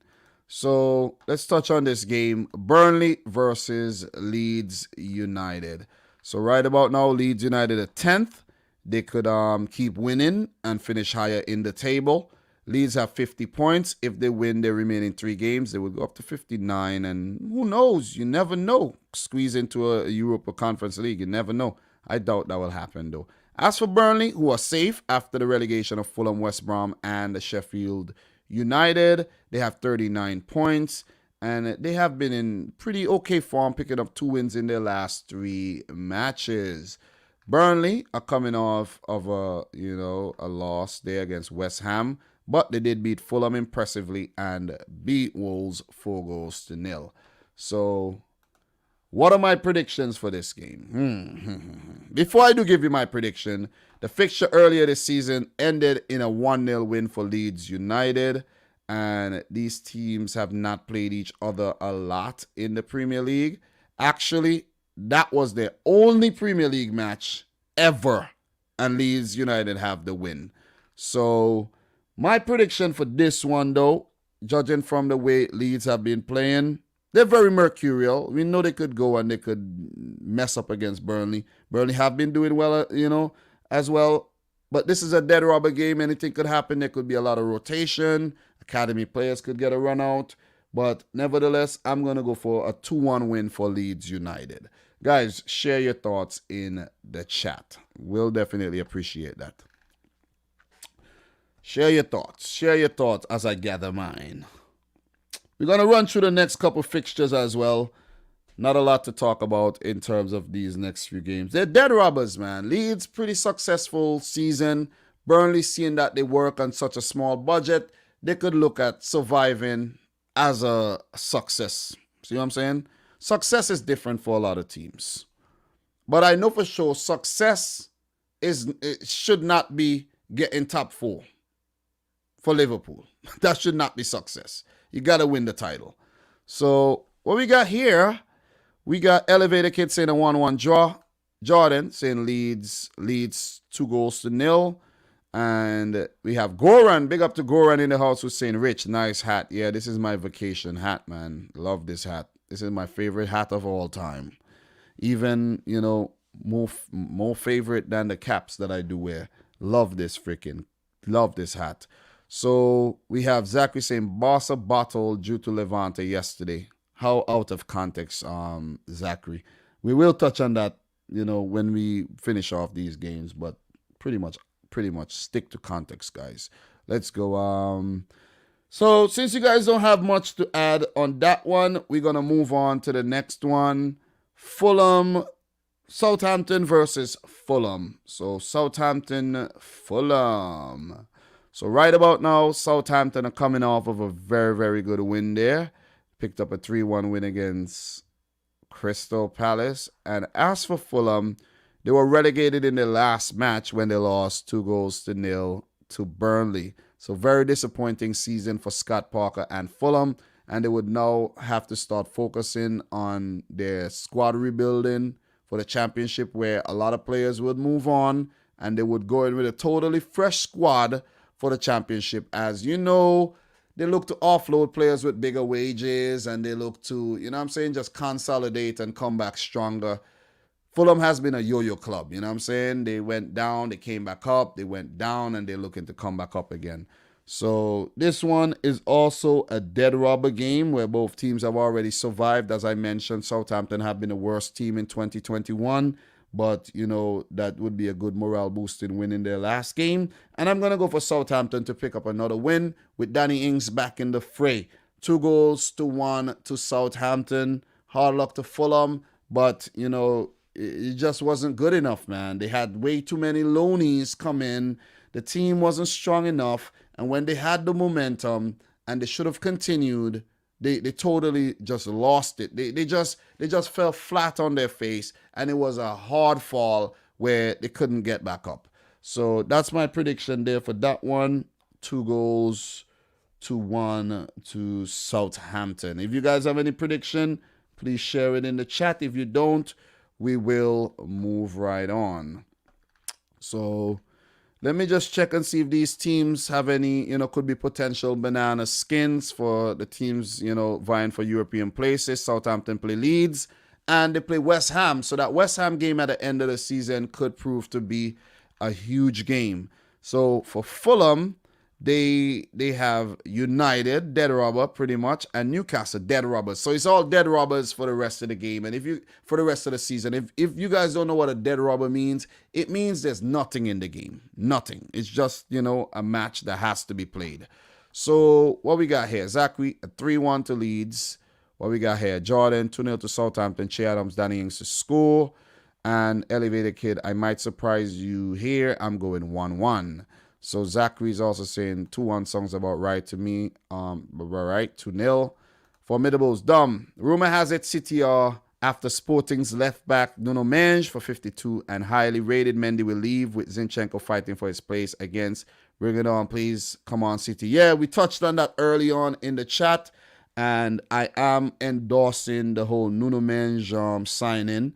Look at what Sporting CP are doing this season. I think they're still unbeaten. They play tomorrow against Benfica. I don't know. I have to check. But I do still think they're unbeaten. And, I think bringing in a player from, a successful team is always a good choice. Mendy did come in from a successful Monaco team. And let's hope that we could sign a young Nuno Mendes, who I think is only still 17, I think Nuno Mendes is like 17 still. Let me just check up that. I think he just maybe turned 18. It's crazy. Yeah, he's born he's 19 actually. He's 18. Nuno Mendes. He's 18. Well, he will turn 19 in June. You see what I mean? He has 3 caps for Portugal already, and he started playing for the Sporting CP team last season, where he has already made 37 appearances and scoring once. He's a left back. He's 5'9". And, he's fast, blistering pace. So his name is pronounced Nuno Mendes in Portuguese. But, they're going to say Nuno Mendes. So Nuno Mendes. So, yeah. So, 2-1 to Southampton over Fulham. We have Dupe saying 2-1 to Burnley. Or 1-0 to Leeds. Come on, bro. You gotta make up your mind, bro. Come on. What kind of prediction is that? Antoine Jean, 2-1 for Southampton. Jason Jordan, a 2-2. Nuno can't keep the ball at his feet well and banging crosses. Yeah, I've seen what he could do with the crosses. Pretty damn good with the crosses. Guys, if you're in here and you're yet to smash the thumbs up button, make sure you do so. Next game, Brighton versus West Ham. This one is not a dead rubber. For Brighton, it is, but for West Ham, they're still playing for those European places. You know what I'm saying? So this game has significance. The next couple games will be of significance, whereas the first 3 that we spoke about has little to no significance. So let me just bring that game up. I already have a prediction here. Brighton versus West Ham United. So Brighton West Ham will be at the Amex Stadium, where these two teams have played to 4 draws the last 4 times they have met. The previous, result was picked up by Brighton back in 2018. And by Brighton, since Brighton has, it's crazy. This is a crazy stat. I didn't even look at this before I made my prediction. But Brighton have been unbeaten against West Ham since they earned promotion back to the Premier League back in 2017 under Chris Hughton. This is crazy. 3 wins and 4 draws. The last 4 matches between them in the Premier League have ended in draws. This is fascinating. David Moyes versus Graham Potter. The battle of the English manager. Well, David Moyes is British managers. David Moyes is from Scotland. Pardon me. Get a little carried away there. So, all-time Premier League results, 7 games played, 4 draws, and 3 wins. These teams first met each other in the Premier League when Brighton got promoted back in the 2017-18 season. So, a little bit of history for you guys right there. Glenn Murray is the top scorer in the fixture with 5 goals. He's no longer part of the club. So, look. Let us talk. Brighton unbeaten against West Ham in the Premier League, at home as well. They will be at home. Declan Rice still missing for West Ham. There's a few players still out. And, Lingard's been playing well. Mikel Antonio back playing well. I think Lanzini has not been playing so well in his role as a deeper line midfielder, deeper line playmaker. And the West Ham team, they have been, that's been a success. That has been a successful season. That is what you could call a successful season. As for Brighton, could you call their season a success? Somewhat, because they survived, but I think they could have done better. If they were a bit more clinical and they managed games a lot better, Brighton could have been there challenging for a Europa League place. And I'm not even just saying that. It's the truth. It is the truth. And them coming off of a loss in their last game there against Wolves. And I think that's the first time Wolves have even beaten Brighton in top flight games. And we could see a situation like that against West Ham too. That is also, a possibility. As for West Ham United, they're coming off of a 1-0 loss against Everton. They were pretty poor in that game, and they would want to turn their fortunes around come tomorrow. My prediction for this game, I chose to go with a 2-2 draw. What's your thoughts? Let me know. Let me know in the chat. And with West Ham getting a 2-2 draw, that would actually, pump the brakes on the Champions League hope. So they need to win this game if they are to stay in the race and put some pressure on Liverpool, put some pressure on Chelsea, and not to forget Leicester City. So I'm going for a draw, though. Let's see how it turns out, because this one is pretty difficult to predict. If Brighton take the chances, they could win the game. But we know West Ham, I think West Ham are the favorites here, but I'm going to give Brighton a benefit here and say a 2-2 draw. So what we got here, Dupe saying, if only Brighton had clinical strikers, definitely. So Mason is saying I'm blowing bubbles. Pretty bubbles in the air. West Ham to lubricate and claim all 3 points. Come on, you hammers. Or you could say, come on, you irons. Elevator Kid 0-0. Go run is saying a 0-0 draw. All right, so we have a few games to go through as well. And we're going to keep it moving. Going to talk about the Sunday games where we have Crystal Palace coming up against Aston Villa. This one's not the most exciting game, but this one could also be seen as a dead rubber in the fact that Aston Villa are not really in the race for Europa League. Conference League would be a long shot as well. So this one is not really a huge topic here, in my opinion, but we have to talk about it anyway. So I won't be long. I promise you I won't be long. There's still questions over whether Roy Hodgson would sign a new contract. There's quite a few players in the team whose contracts are expiring as well. Crystal Palace could be looking to, come fresh next season, revamp the squad, come in with a new manager. But remember, the last time they tried that with Frank de Boer, they lost their first, 7 games at the beginning of the season and almost got relegated. So I think you ought to give Mr. Roy one last season in front of the fans, because I think there will be fans coming back next season. Give Roy one more season. I think Roy would want one more season to walk into the sunset and, get a standing ovation from the Crystal Palace fans or the opposition fans and just retire by saving Crystal Palace, possibly taking them to a Champions League spot. Oh, that would be crazy. That would be crazy. So the last time these two teams met ended in a 3-0 win for Villa and also a 2-0 win for Villa. So not a very, very good display by Crystal Palace against Villa last season, where Villa did a double. But the previous, not last season they did the double. Last season, Palace won 1, Villa won 1. But this season, they are in jeopardy of, getting the double done on them, where Villa won 3-0. So we know what Palace is all about. Inconsistent, heavily relies on Zaha. Benteke pops up with a goal. They didn't manage the last game well, missed a penalty. They're 6s and 7s. Basically, you never know what you're going to get from Crystal Palace. Eze has been one of the best finds of the season.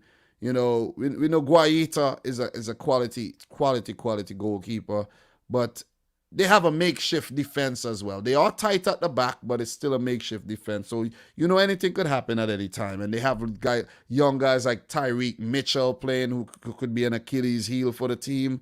So, with that being said, though, Villa, they got Grealish back in the mix. They do have a few injury issues still in the team, with Matt Cash going off injured in the last game. So that could hamper their chances. El Ghazi has been playing well. We have, I think Ollie Watkins was sent off in the last game, but that might have been a 1-match ban for 2 yellow cards, I think. He might be back. But nevertheless, I'm going for a 1-1 draw for this game. I'm leaning towards a draw. Villa, the favorites to win this, but I'm leaning towards a 1-1 draw here. When in doubt, predict a draw. I'm going for a draw. Short and sweet. You know what I'm saying? Short and sweet. In terms of their running for the rest of the season, they have some key games to play. And let's start with Crystal Palace. They have a key match against Arsenal, where Arsenal could still get Europa League football if they pick up wins in their remaining matches. And then Palace have to play against Liverpool on the final match day, which could prove to be a big match. Championship Sunday would be a huge one come May the 23rd. That's 9 days from now. And, guys, that would be a nice live stream done on that day. Final, to wrap up the Premier League. I will be live on that day if I have time, or I'll do it on the Monday, but it'll be best to do it on the Sunday. So Palace have some big games left for the rest of the season. Could they finish off strong, or will they falter by the wayside? As for Aston Villa, they have Tottenham and Chelsea. Big games. Big games. So these two clubs have some huge matches that would, the results of these games would have huge ramifications on the Europa League and the Champions League places. So what are you guys saying in the chat right about now? Big up to Nippon Sharma in the house. How are you doing? Sebastian is saying West Ham versus West Ham, 2-0 to West Ham, and Palace to lose to Villa. Thank you. So rumors are saying that Lampard taking over Crystal Palace next season. Is that true? That's a possibility. I haven't really heard the rumor, but I think I've thought about it, and it could happen. So let me see what you guys are saying. Goran is saying, off topic. Do you follow the MLS? El Tráfico was exciting.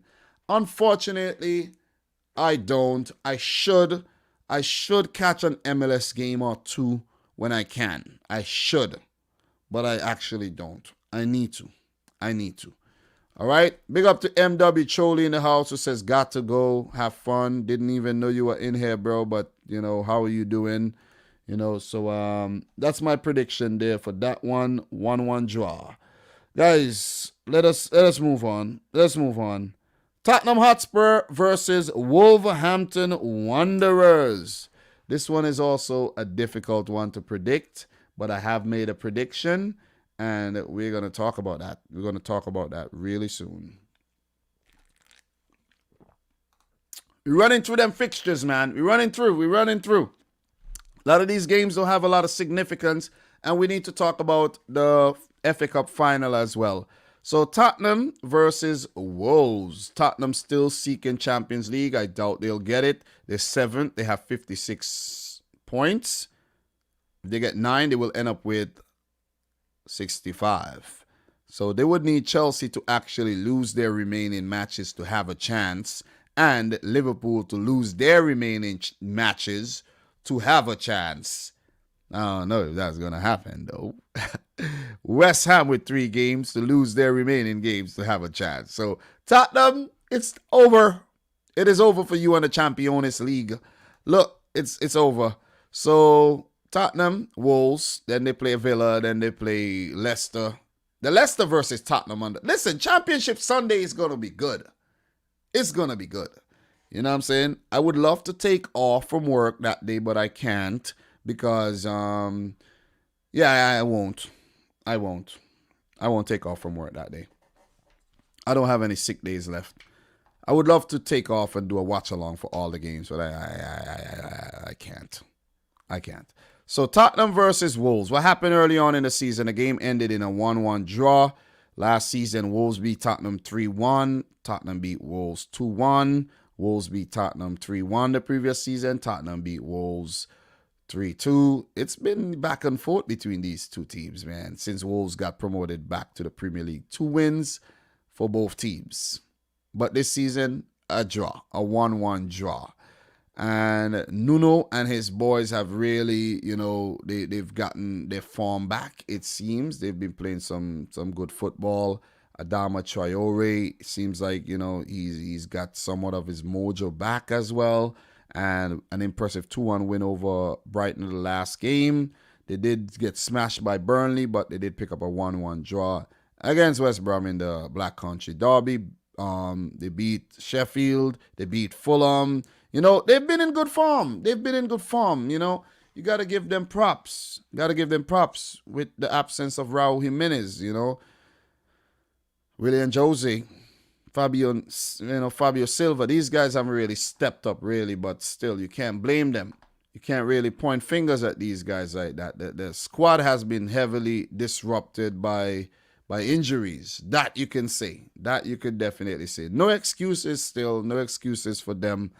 They face Tottenham Hotspur, who fired their manager Jose Mourinho after a failed Europa League season and after seemingly a failed Premier League campaign where they were about 9th at the time of the sacking, if I'm not mistaken. Ryan Mason came in. He looked good in his first game, and then he lost to City in the final of the EFL Cup. Beat Sheffield United, smash them up, and then lose to Leeds. So, we could see a situation here where Tottenham could flunk again. But, with the quality that they possess in attack, not so much in defense, I think they will compete here in this game against Wolves. They are favorites to win the game. And, with that being said, I'm still gonna predict a 1-1 draw. There's some uncertainty for me over where this result would go. Could we see the very attacking Tottenham Hotspur that come out and play their and Gareth Bale and Dele Alli and Harry Kane's son, all these guys doing their thing, or would we see Tottenham score, go back in their shells, and allow Wolves to get back in the game? You see what I'm saying? So I'm going for another draw. 1-1. What's your predictions? Let me know in the chat. All right, so Formidables 3-1 to Spurs. Antoine Eugene, it will be 2-1 to Spurs. Sam, Tottenham will lose again. Jason Jordan, my top 4 predictions. What? You got Tottenham? City, United, Leicester, Tottenham? So you predicted them to win their remaining games. All three. They have to win their remaining games. You predicted, oh, it could happen, but let's see. Very unlikely. Jordan Hyman, who's saying 2-0 to Tottenham, Son Heung-min, Bale to score. Jason Jordan, Jason, are you a Tottenham fan though? Are you low-key a Tottenham fan? I don't even know. What are you? Who do you support? Who do you support, Jason? Who do you really support, man? Because I don't know. I don't know, man. Adam Quinn in the house. How you doing, Adam Quinn? Congratulations, bro, on us winning another title. So Sam is saying, remember, Dele Alli was 18 years old and he scored 20 goals a season, and people were saying he would be the next big thing in football, and now he's on the bench and declining already. Yeah. And then, on top of that, Dele Alli is losing his mind, man. The man is losing his mind. You got to be losing your mind to go and do something like that to your freaking hair, man. That ain't real. See what I'm saying? Like, why? Why would you want that for yourself? If, just make real ones. Just do real locks, man. I hate the fake stuff. See what I'm saying? The fake stuff does not look good. It doesn't, especially to me on guys. Girls, maybe, yeah. They want to put in the hairstyle so that they don't have to do their hair every freaking 3 or 4 days. But guys, I don't like that one bit. Grow some real locks, So let us do this, man. Elevated Kid saying 3-1. Guys, we're going to move on from this one. West Brom versus Liverpool. This is a big one. This is a huge one. West Brom, Liverpool. We knew what happened early on in the season. It was a draw where Sam Allardyce went to Anfield and, they shocked. They shocked. This game will be at the Hawthorns, and Liverpool are coming off of a morale-boosting win over Manchester United, and it would be very shocking if they go to Old Trafford and pick up a 4-2 win and not go to the Hawthorns and beat West Bromwich Albion, who's already relegated. Liverpool, if you manage to muck this up, if you manage to go to the Hawthorns and shit the bed, listen, I won't stop talking about it, okay? Be on your P's and Q's. So, this season 1-1. The previous match, a 2-2 draw. The previous match in the 4th round of the FA Cup, they lost to West Brom. The previous game, it was a 0-0 draw. And Liverpool have not defeated West Brom since 2017. So the last 4 meetings between these two teams, Liverpool have not beaten West Brom. Big Sam, you could still spoil the party for some of these teams. You could listen, Big Sam, you could spoil the party and you can spoil the party. You can spoil the party for some of these teams because, look, the record is saying that West Brom are not gonna lose, but that's just a record. You know what I mean. You know what I'm saying. And yeah, you know what it is. Big Sam doesn't have a good record against Liverpool either. 31 games, 16 L's, 9 draws, only 6 wins. Klopp does not have a great record against Sam Allardyce, though. 7 matches, only 2 wins. 4 draws and a loss. That's not a good record. So, whoo! Oh, man. Liverpool fans, what do you make of this? What do you make her of this? Tell me what you make her of this, please. Thank you very much. Are we going to see another emphatic performance by the Reds? Mauling West Bromwich Albion, already demoralized, relegated, or the Hawthorns, is going to be lit up by West Bromwich Albion, who has nothing to lose and are going to just play their hearts out, salvage their pride, and go down swinging. In my humble opinion, man, I think Liverpool would be a little too good for West Brom on the day, and they would go on to win the game 2-0. We're not gonna go down a rabbit hole with this one. I'm not gonna be too controversial here. Liverpool they are gonna win the game. Salah, Jota, Firmino, They scoring goals, they're threatening. They just have to be clinical. You see what I'm saying? Thiago playing a lot better these days. You know what I'm saying? 27 losses in his career, 7 losses at Liverpool. You know what I'm saying? Playing a lot better lately. You see what I'm saying?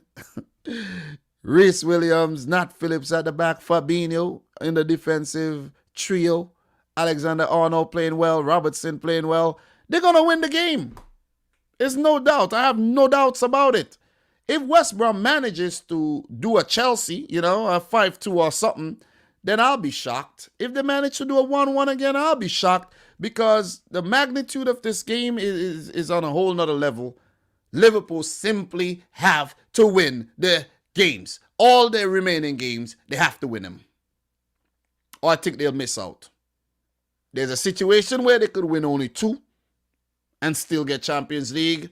But don't leave it up for chance. Don't leave your fate in other people's hands. I think that is very irresponsible. Go out there, win the remaining matches, be clinical, be potent, and get Champions League football, which in some of the Liverpool fans' eyes, it would be success this season. If there's any success to grab onto this season, that would be it. 2-0 to Liverpool. That's my thoughts on that. What are your thoughts here, guys? Talk to me. Junior Tertius, easy game for Liverpool, 3-1. Sam, Firmino never scored against Man United. Firmino took that personally. What else we got here? You're right. Zachary, you never walk alone. We have, especially when it's a nighttime and you're in a dangerous neighborhood, do not walk alone. Elevator Kid, West Brom 1, Liverpool 4, Jota Brace, Salamane goal, Pereira goal. Talk about that guy Pereira again, man. Listen, somebody needs to sign him early. Sign him. Start negotiating now. They're going down. Start the negotiations. That guy's a gem. Sign him.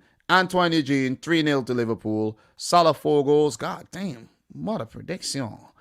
Jason Jordan. Jordan Hyman. I'm mixing you guys up. 3-0. Dupe saying a 1-1.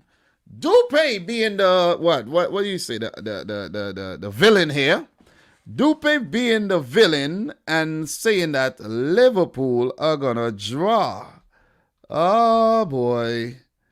Oh boy, Dupe. You're being a naughty boy. You're being a naughty antagonist here.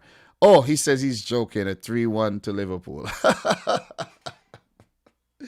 You're being the antagonist. You know what I'm saying? Don't antagonize the Liverpool fans. Please don't do it. You know what I mean? If any one of you guys just joined the stream, guys, we need 4 more likes to hit 50. So please smash the thumbs up button.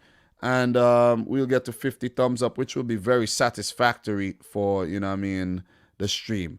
So Roberto Hollis is dropping some predictions for this week. He's saying Newcastle 0, Man City 2, Brighton 1, West Brom 3, Antonio double, Southampton 1, Fulham 1, Adams with the goal, Burnley 0. We have Leeds 2, Crystal Palace 0. We got Aston Villa 1, Tottenham 3, Wolves 0, Son. We have West Brom 0, Liverpool 2, Everton 1, Sheffield United 0, Dina and the FA Cup, Leicester 1, Chelsea 3 after extra time. Thank you very much, Roberto Hollis. Thank you. Appreciate that. You know what I mean? I never saw your comments in here before, but I just figured out it's a nice comment. Sam saying Liverpool always scores early in the game. They will defend and try to nick a goal, but that doesn't always work.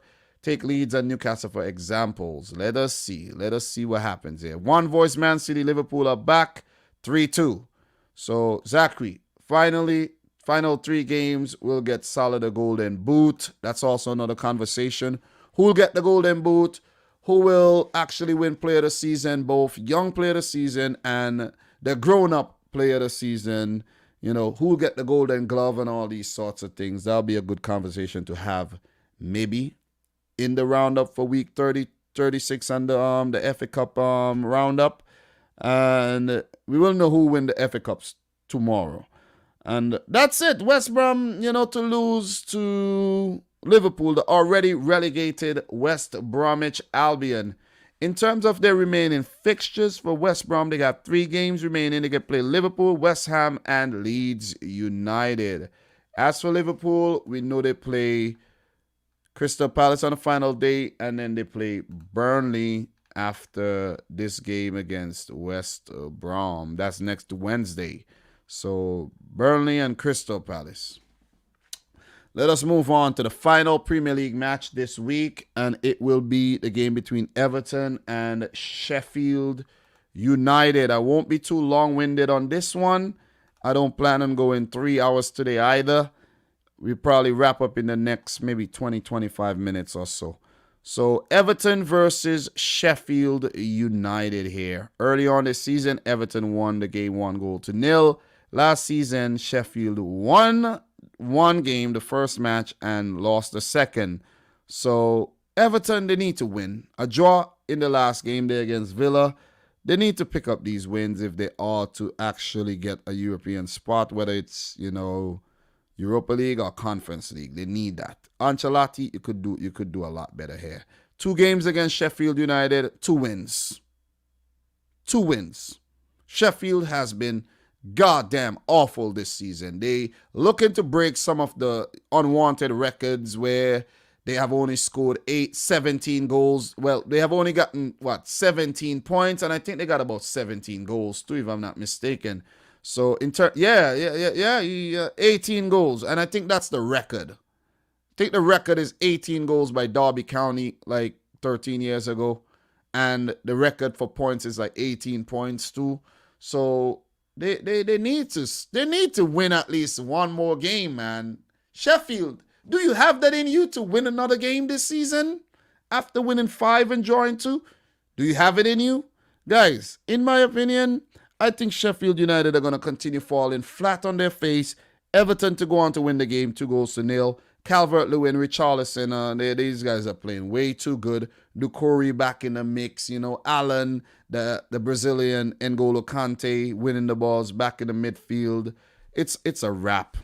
It is a wrap for Sheffield. They're already relegated, and they will be in the championship next season. 2-0 to Everton, and that would wrap it up for my Premier League predictions this week. Sheffield United, they play Newcastle and Burnley in the last games of the season there. And for Everton, they face Wolves and Manchester City. What are your thoughts? Let me know. Let me know your thoughts. Let me know your thoughts. Taking down thoughts right now. You know what I'm saying? Taking down thoughts. It's not a penny for your thoughts. It's free. Just drop your thoughts in the chat right about now. So, what we got? Junior Tertius, 1-0. Everton, 0 for sure. Jordan, Dominic Calvert-Lewin, Richarlison to score. Everton 3-1. There's also a situation where Sheffield could win this game, It's a Premier League, guys. We know this. But I think most of us are leaning towards Everton to win this game. Formidables. Everton Golden Glove, Kane versus Salah for the Golden Boot. Down to the wire, both capable of doing it, in my opinion. We have Thriller saying, I'm boldly predicting for Brewster to finally score a Premier League goal, but the Blades still lose. Listen, that is definitely a bold prediction, man. You are putting your neck on the line. Listen, if there's anybody to put on your neck on the line for, it should not be Ryan Brewster. I don't know if you learned anything this season. Don't put your neck on the line for Brewster. Don't. It's not a good idea. I do not recommend it. You know what I'm saying? It's not a good recommendation. All right? I don't even think that's a word. But yeah, I don't recommend it. I really, really don't recommend it, man. Don't do it. Don't do it to yourself. Do not do it to yourself. 0 goals this season. That's the ideal definition of a flop. I don't care how old he is. I don't care about anything. He should have at least scored at least 2 goals this season. Come on, man. You see what I'm saying? Come on, man. You see what I'm saying? Like, come on. You know what I mean? You got to do better than that. But Thriller, if you haven't noticed, man, the market is looking good again today. Things are going up. Ether is going up, both the classic and the non-classic. Both the classic and the futuristic. They're looking good. The dog is going to the moon as well. You know what I mean? The Bitcoin is going up as well. Everything's looking good. You know, for those of you guys who are in the crypto market, you know what I'm saying? If you're not in, get in. Get in. If you're actually interested in making money. And that's not advice, you know what I'm saying? That's just for entertainment purposes. I'm not here giving advice, financial advice. Anyways, thank you very much here, Obi, for dropping $5 super chat. First super chat of today's stream. Do appreciate you blessing the stream with that super chat. And guys, we need one more thumbs up to get to 50. Definitely appreciate it if we hit 50 thumbs up. You know, make sure you do that. You know what I mean? And Obi, you are also a new mod. I have to add another mod. I have to give you guys mods, man. You guys deserve mods. I got to dish out some more mods in here, man. I just dished out like 3 mods. So congratulations to all the new mods. So Obi is saying, Mane should thank God he is not a City player. Pep will not tolerate that insult from a player like Mane. Mane was real rude and should apologize now. I do agree. We touched on that early on and I was making light of it. It was funny. It was very, very funny. And you can't do that. You see the thing? But sometimes, guys, sometimes you are tempted to do these things to your boss. But like for me, seriously, like my boss at my job, I really, let me not say that. It might be somebody from my job watching this thing right now. But even if I don't like my boss from the job, you know, I have to kind of not show that I don't like him. You see what I'm saying? But I also did that to my boss a couple of days ago. Like he said good morning. He said some things and I didn't. He said some things, you know, he said some things like he said good morning. This is such and such blah blah blah blah blah blah blah blah blah. And up to now I haven't said back a word. You know what I mean? So it is not the right thing to do.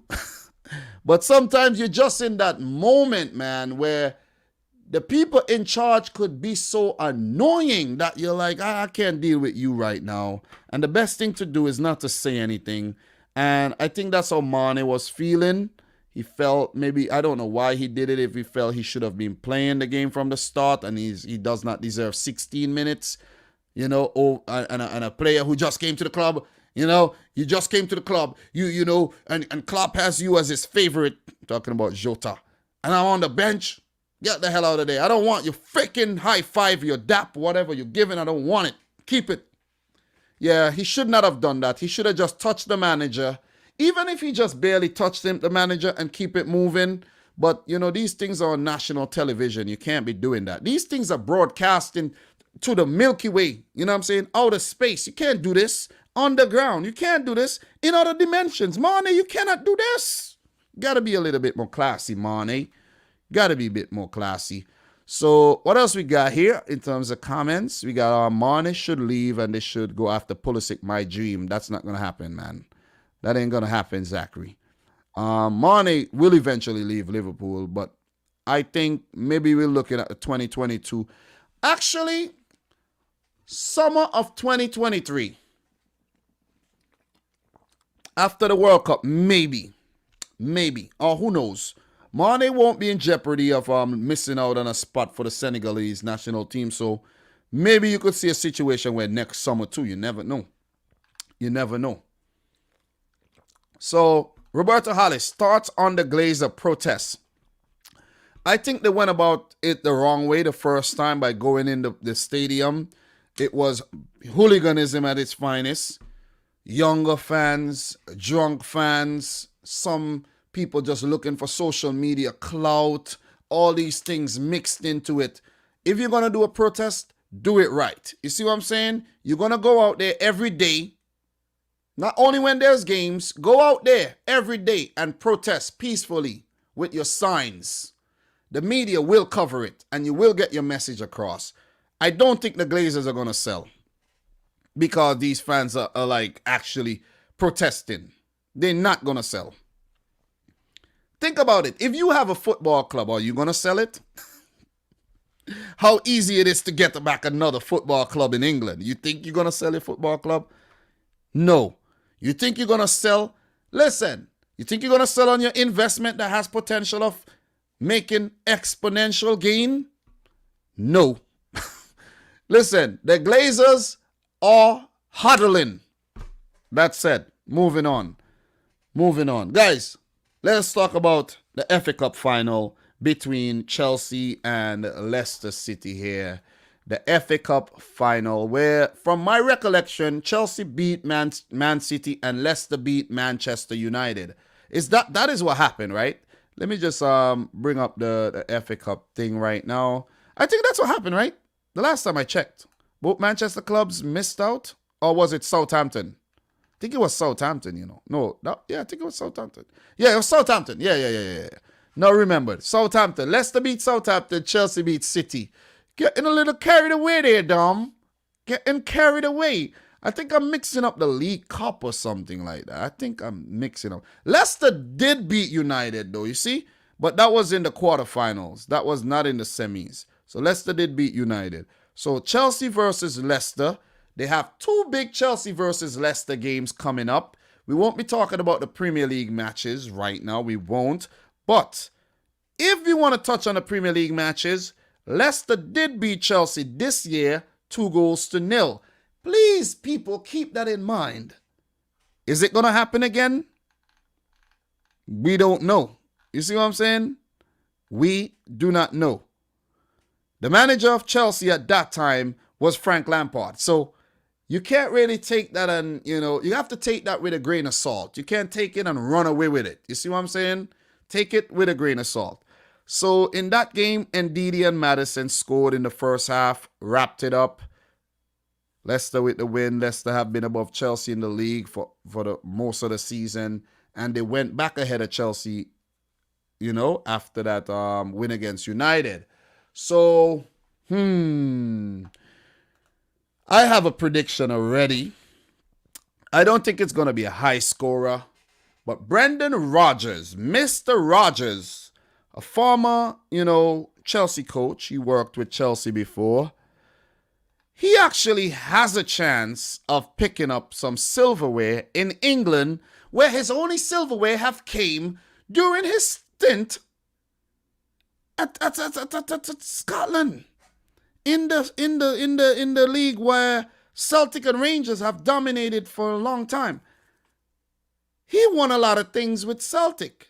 But during his time at Liverpool, he didn't win anything. Missed out on the title.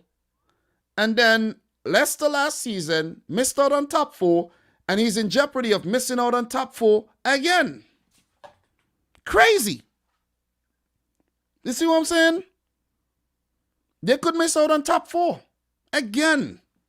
And they could miss out on winning the FA Cup title, where this is their 4th final and they are yet to win a single one.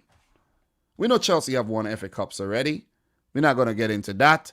But Brendan Rodgers and Leicester, they have to do better.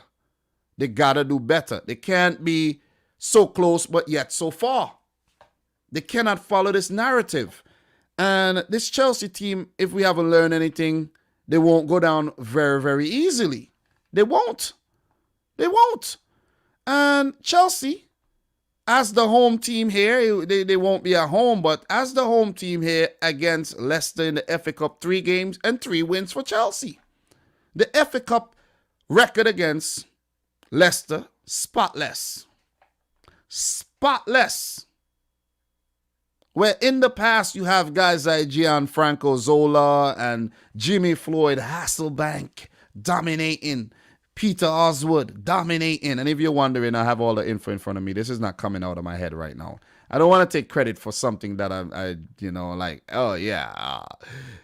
there's been big transfers between these clubs, mostly notably players leaving Leicester City to strengthen Chelsea for the most part, in N'Golo Kante, who I think will feature, and Ben Chilwell, who I think will feature.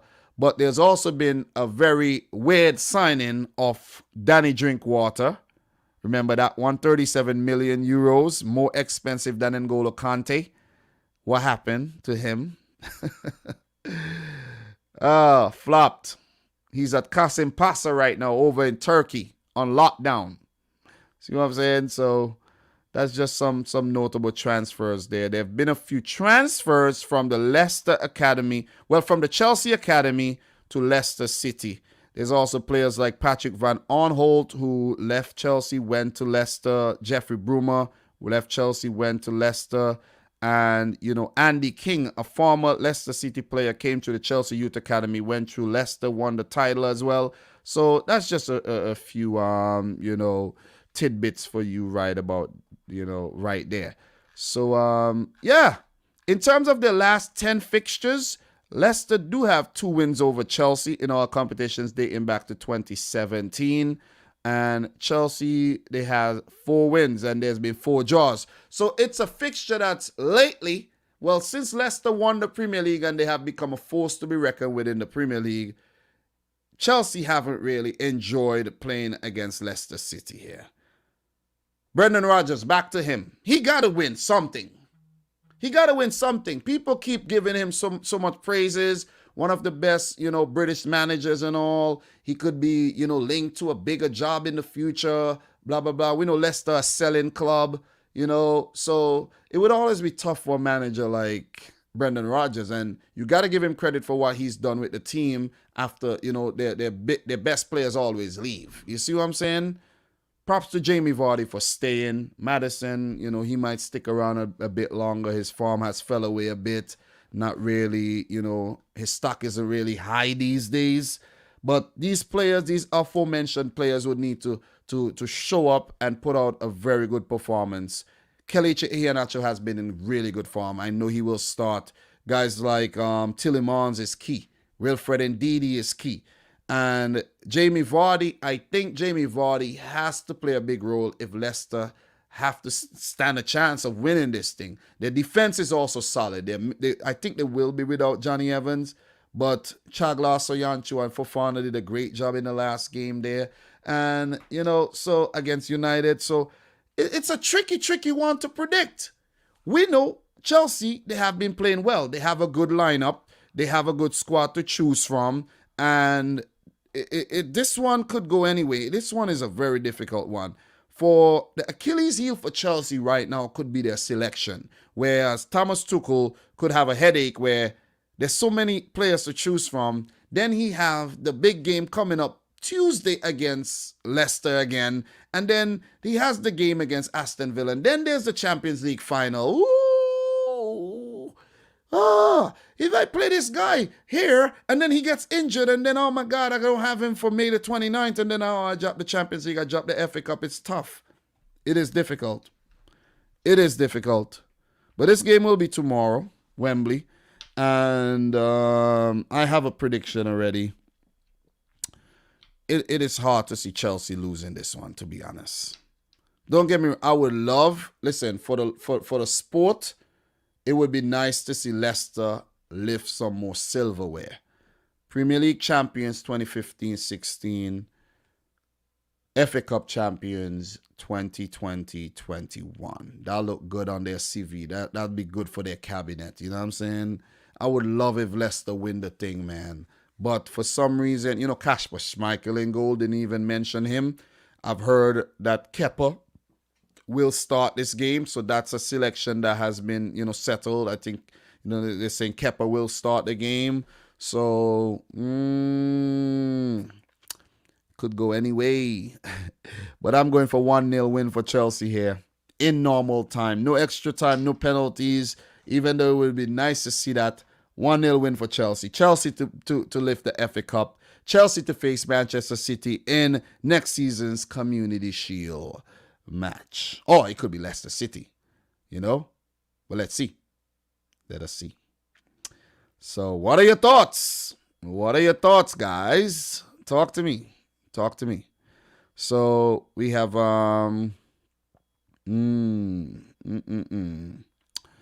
thoughts on this. So Shakalaka Mecca Leka. Whoa, what a name. Edwards can sell money if there are offers. 100%. Throw him in the trash. You guys are funny, man. Let me see here. Obi is saying, congratulations to you. You predicted that City would win the league in January. Liverpool would make fight to make top four. You are right. You know, and I and Ryan should apologize to you. Listen, bro, Ryan, don't even mention Ryan's name around here, man. Ryan is disgraceful. Disgraceful. Oh man, what else we got here? And no problem, Formidables, man. You come around a lot. You deserve it. What we got here? Josh Byrne in the house. How are you doing, Josh Byrne? You know what I'm saying? How are you doing? How are you doing? Predictions, guys. Predictions. Hoping for 2-1 Leicester. KDB is only being rested. What we got here? Come on. Chelsea 2-0. We got Goran. Chelsea 2-1. What do we got here? In terms of predictions. What we got here? So let me see. Highbury said Dominic Rich. Yeah, it's Rich Squad, not Rich. You know, I can't even remember how I came up with saying that Rich Squad thing, but it's been a while. It's been a while, man. It's unique, you know. It's very unique. It's very unique, you know. So Twilla is saying, damn, Ryan has been excommunicado in these parts. Big time, man. Disrespectful. Coming in here, not even saying hi to me, not even hitting up my phone and say, hey, man, congratulations on the win. And, you know what I mean, blah, blah, blah. Nothing. Absolutely nothing. You see what I'm saying? Despicable. Despicable, to say the least. You know what I mean? Classless. Classless. And I don't care how it sounds. Classless. Distasteful. Distasteful. Distasteful.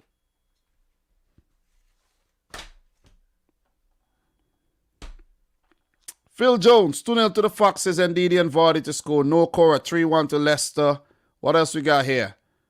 2-2, Josh Byrne. And who's going to win it? Who's going to win it, man? Who's going to win it? Zachary, I'd love to see 120 minutes plus PKs. John Wallen, 5-2 to Leicester. Wow, that would be a nice game. Chelsea are favorites, but don't be surprised if Leicester do a Wigan. Leicester can't do a Wigan because Wigan are one of the only teams we know who played Europa League while they were in the championship. That's awesome. See what I'm saying? That's classic. That is classic, man. That is classic. I got to do some research and find out if there's any other team who managed to pull off something like that, you know. So what are we going to do right now, guys? Really quick. We got some time. Let's take a look at what's going on in the other leagues. Let's go. La Liga. Wait, first of all, let's check Liga NOS. I'm interested in the Liga NOS right now. Let's see what's going on in the Liga NOS, guys. We get to the fun part. Thanks, guys, for getting through that. It was not easy. We have week 37 and week 38 to go through. I still have a lot of work. A lot of work to do. Approximately about 10 hours left of work to do this season. No, about 12 in terms of live streams on this season's Premier League. That's a lot of work. That's a whole day's work. That's a whole day and a half. 8 hours plus 4 hours overtime. So what's going on? Sporting are still unbeaten. 2 games to go. I don't think there's been any development since we last checked it out. Goddamn, Sporting are doing the damn invincibility challenge. Oh, we will find out tomorrow when they play Benfica. Then they have Maritimo on the final match day. And they could be the Invincibles as well. All right. So coming in second there right now, I think there was a game. They have been, wait! Sporting are officially the champions of Portugal. There have been a game since. we last checked it. Sporting are officially the champions. There was a game on the 11th, Tuesday. Sporting beat Boa Vista 1-0. I think I did see something on this game too. And I think Porto may have lost their game. No, they beat Forense. 5-1. But, goddamn, Porto could only get a maximum of 80 points, 34 games per season, seeing that there's only 18 teams in the league. And bam, Sporting will be in the Champions League next season. And Porto also could be in the Champions League according to the result of the Sporting Benfica game. So it could be Porto and Sporting directly in. I think they get direct spots, right? This season, Sporting, I think one go into the playoffs. Or they may have gotten more places. Let me just check that out right now. Champions League 2021, 22 Champions League. Let me just check that out and see if they got more places, just for clarification. Let me see. Distribution. All right, so let me just check this out really quick. All right, group stage right about now, Sporting. All right, guys, so just to, go off topic a little there. That's the table right there. Was I showing the table all along? Maybe I haven't. But just to go off topic a bit, guys, let's just take a look at this. I want to share something else with you guys so we could take a look at who's in the Champions League right about now. Let's take a look at this. 2021-22 Champions League, guys. This is what's going on. Let me make this a little bigger for your eyes only. And let's do this. Whoa, I think that let's say your eyes only. That J. Cole album dropped today. Gotta check it out. Okay, so right about now, Barcelona are in for sure. First, second, third, or fourth. We have Sporting CP in. Dynamo Kiev. They seem like they won the league over there in Ukraine. Sevilla are in. Ajax are in. So second, okay. So the second place team in Portugal do get a straight spot in the Champions League next season. Zenit St. Petersburg are in. Inter Milan, Bayern Munich, Man City, Atleti Madrid, Real Madrid, Man United, and Leipzig have all qualified for next season's Champions League, and leaving only a few spots left for the group stages. The playoff round right now, first in Turkey will play Red Bull Salzburg.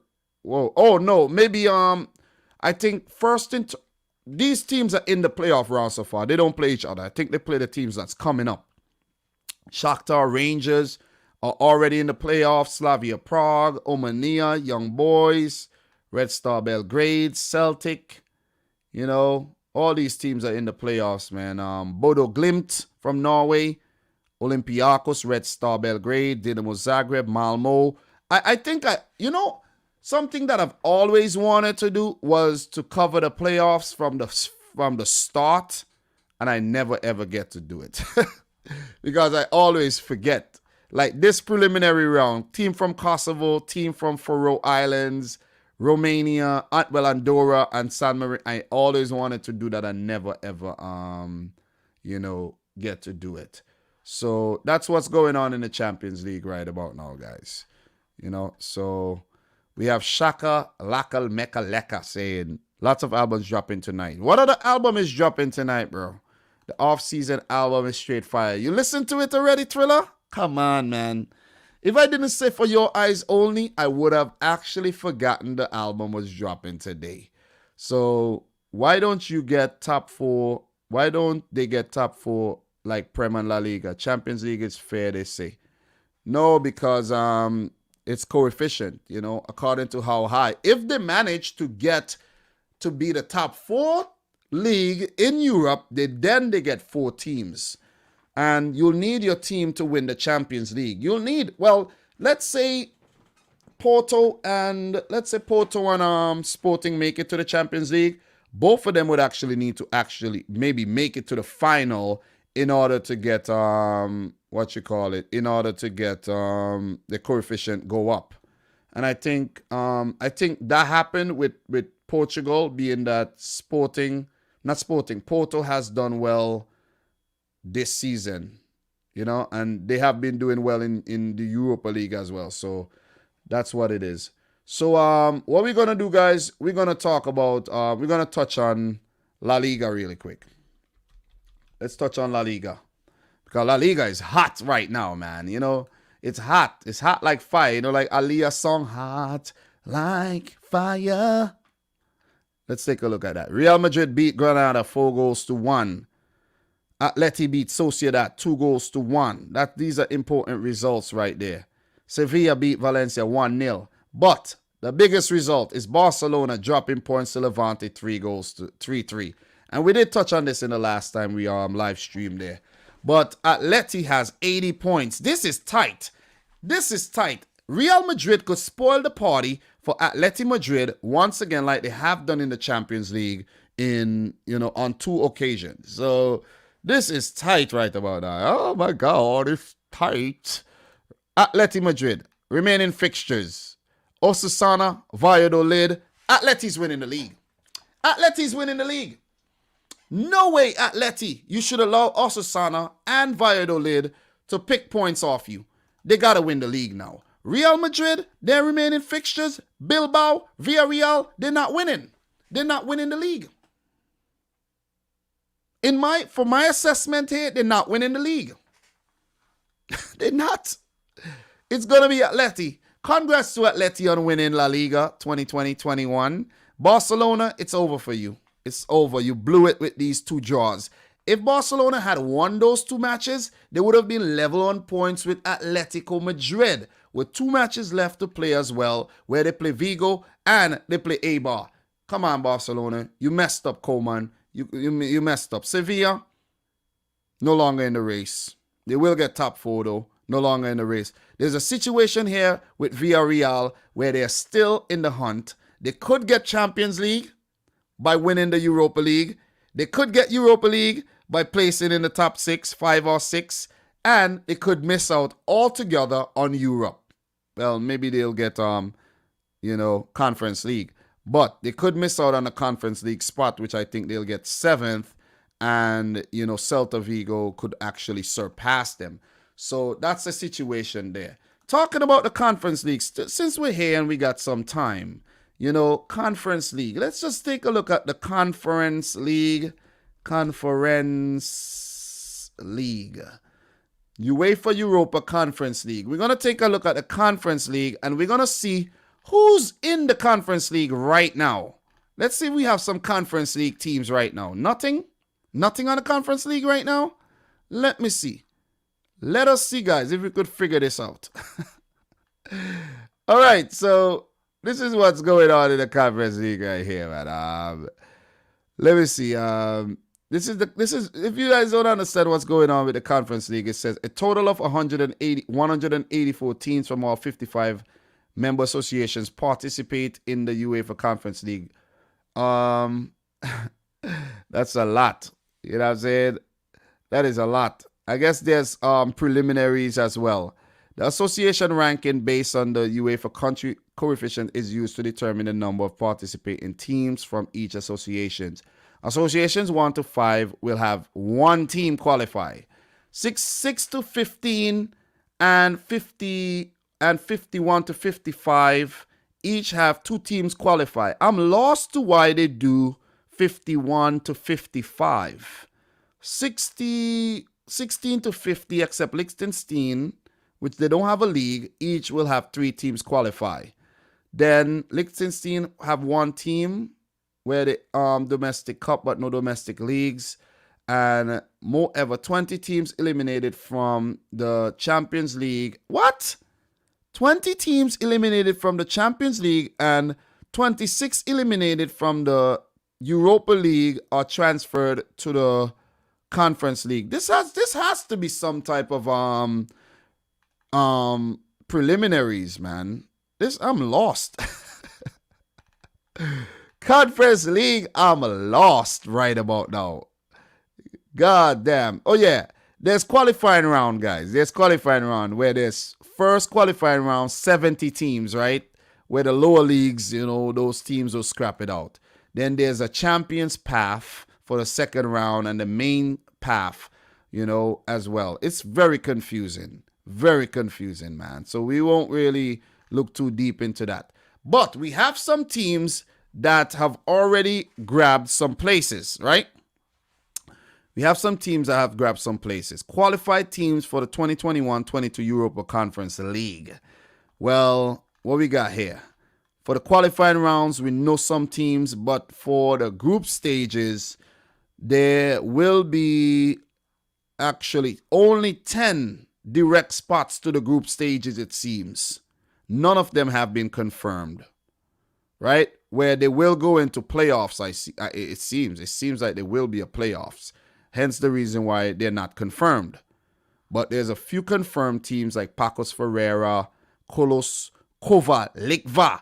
Listen, imagine Liverpool versus Kolos Kovalikva. Crazy. But Liverpool won't come in 7th though. But this is the crazy thing about the Europa Conference League though. You see what I'm saying? Your club, like Hibernian, playing against Tottenham Hotspur. You know what I'm saying? Like, it's crazy. Aris Thessaloniki coming up against Tottenham Hotspur. Or Chukarichi. This is funny. Vojvodina. This is funny. The Europa Conference League is a sham, I must say. Oh, man. Big up to the boy, Julian in the house. How you doing, Julian? Look, man, let us move on to the next league right about now. Oh, also very interesting in La Liga is the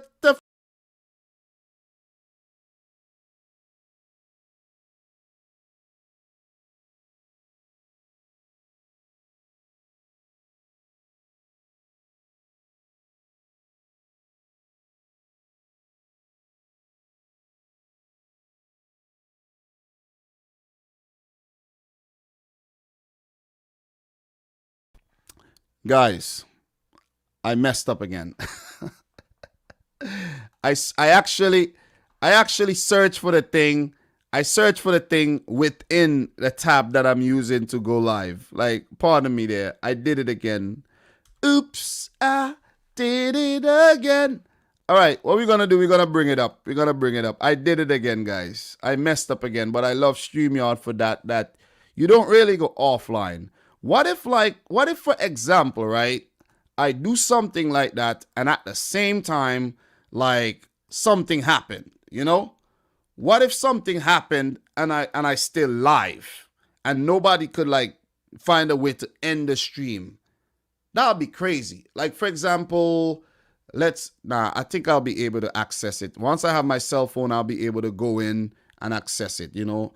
Let's say, for God's sake, something happened and I end up at the hospital or whatnot, and then I wake up 2 days later and I'm still live, and then I'm like, oh, whoa, man, guys, I'm back. I'll be live for 2 days, 48-hour live stream. But yeah, man, guys, I just pressed the wrong thing in the tab. That's why. But I was saying, man, before I got cut out, I don't remember where I was. Look at the freaking relegation battle. Look at this. This is tight. Huesca, Getafe. Getafe has been awful. Remember, they were in the Europa League couple seasons.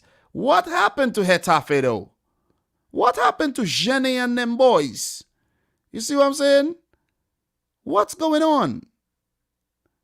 You see what I'm saying? This is weird. So, Eibar, Elche, Valladolid are all still alive. They're all still alive. Where Eibar are looking to hijack a place in La Liga next season because they've won 2 and draw one of their last 3 games, while Elche, Valladolid have not been in good form. Huesca has been in good form, but look at Getafe. The form is worrying. Even Alaves isn't safe. They're kind of safe. Not really. Because if they lose their remaining matches, if they lose their remaining games and they don't get more, they could get dragged into this thing. You know what I mean? So Alaves, Getafe, Huesca, Valladolid, Elche, and Eibar could all still get relegated. That is weird. That is weird. Let's go over to the Serie A before we end this live stream. I don't even know if we're going to go to the Bayern Liga today. But let's just take a quick peek at the Serie A, where Inter have clinched the Scudetto already, 2 games left. Atalanta, stronghold there on second with AC Milan also there. It is tight It is very tight, man. Juventus, Napoli, Atalanta, and Milan all still fighting for 4 places. Well, we know Lazio still has a shout, but it doesn't look like that. Lazio have a game in hand, so you could throw them in the hat as well. So 6 teams are still fighting for Champions League. I honestly would love to see Juventus miss out. You know, no hate against Juventus or anything. I would just love to see them in the damn Europa League, man. That'll teach them a lesson. Imagine Cristiano. Do you guys think that Cristiano Ronaldo would actually participate in the Europa League, or would he leave? Would he leave Juventus? So Trilla is saying, look at Valencia, a club with history and pedigree slumping like the club I support. Yep, very, very similar situation. So that's what's going on there in the Serie A. And we look at what's going on down at the bottom where Crotone and Parma has already been relegated. Poor Parma, they came up, spent some money, back down again. Spezia are still in a relegation battle. No, yeah, they are. Spezia is still in a relegation battle there. Torino are still in a relegation battle. Cagliari looking like they might be safe.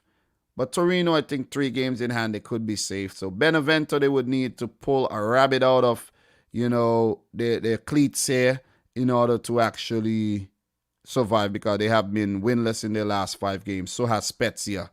But Spezia has the edge there. So that's what's going on there. Let's check out Ligue 1. Supposed to be Lille on top and PSG behind them. Let's see what's happening over there. PSG, I think I saw that they are in the final of some cup over there. I don't know. But it's still the same the last time we checked them out. They are playing on Sunday. Games are on Sunday, where PSG play Reims and Lille play Saint-Etienne. Both games at 3 p.m. So while live streaming on Sunday, guys, I will be live on Sunday. We will check out Ligue 1. Please remind me. Please remind me to check out Ligue 1, guys. All right. So, Formidables, UEFA considering 1-year ban for Real Madrid, Barcelona, and Juventus, guys, is all threats. It ain't going to happen. And as a matter of fact, Champions League ban for Juventus. Juventus might actually ban themselves from the Champions League next season by failing to qualify. So, yeah. Yeah, keep that in mind. So, what's going on down at the bottom of that league? Let's just double check. Dijon relegated. But Nimes are still fighting with Nantes, Lorient, Strasbourg, even Bordeaux, Brest. These guys are all in there. Reims look like they will survive, but if they keep not winning, they could be in trouble. But there's a relegation playoff spot here, so I think they'll be safe. So Nantes, it's sad to see what's going on with Nantes. Wait, where is Saliba? Isn't he at Nantes? Oh no, he's at Nice right now. He's at Nice. So I could remember, let me see. I could remember some player from the Premier League went to Nantes, Let me double check here. Won their last game against Bordeaux, who are also struggling. Nantes player who I reckon Moses Simon. Nah, maybe I'm getting it wrong. So let me see the bench. Fabio. Pretty sure this is the Fabio that used to play at Man United. Pretty sure. Yep, that's Man United Fabio. He's playing for Nantes these days. Talk about, plummet from glory. Alban Lafont, highly rated FIFA goalkeeper. Let me see who else is in this team. Yeah, nobody else who I actually remember. All right, so that's what's going on there.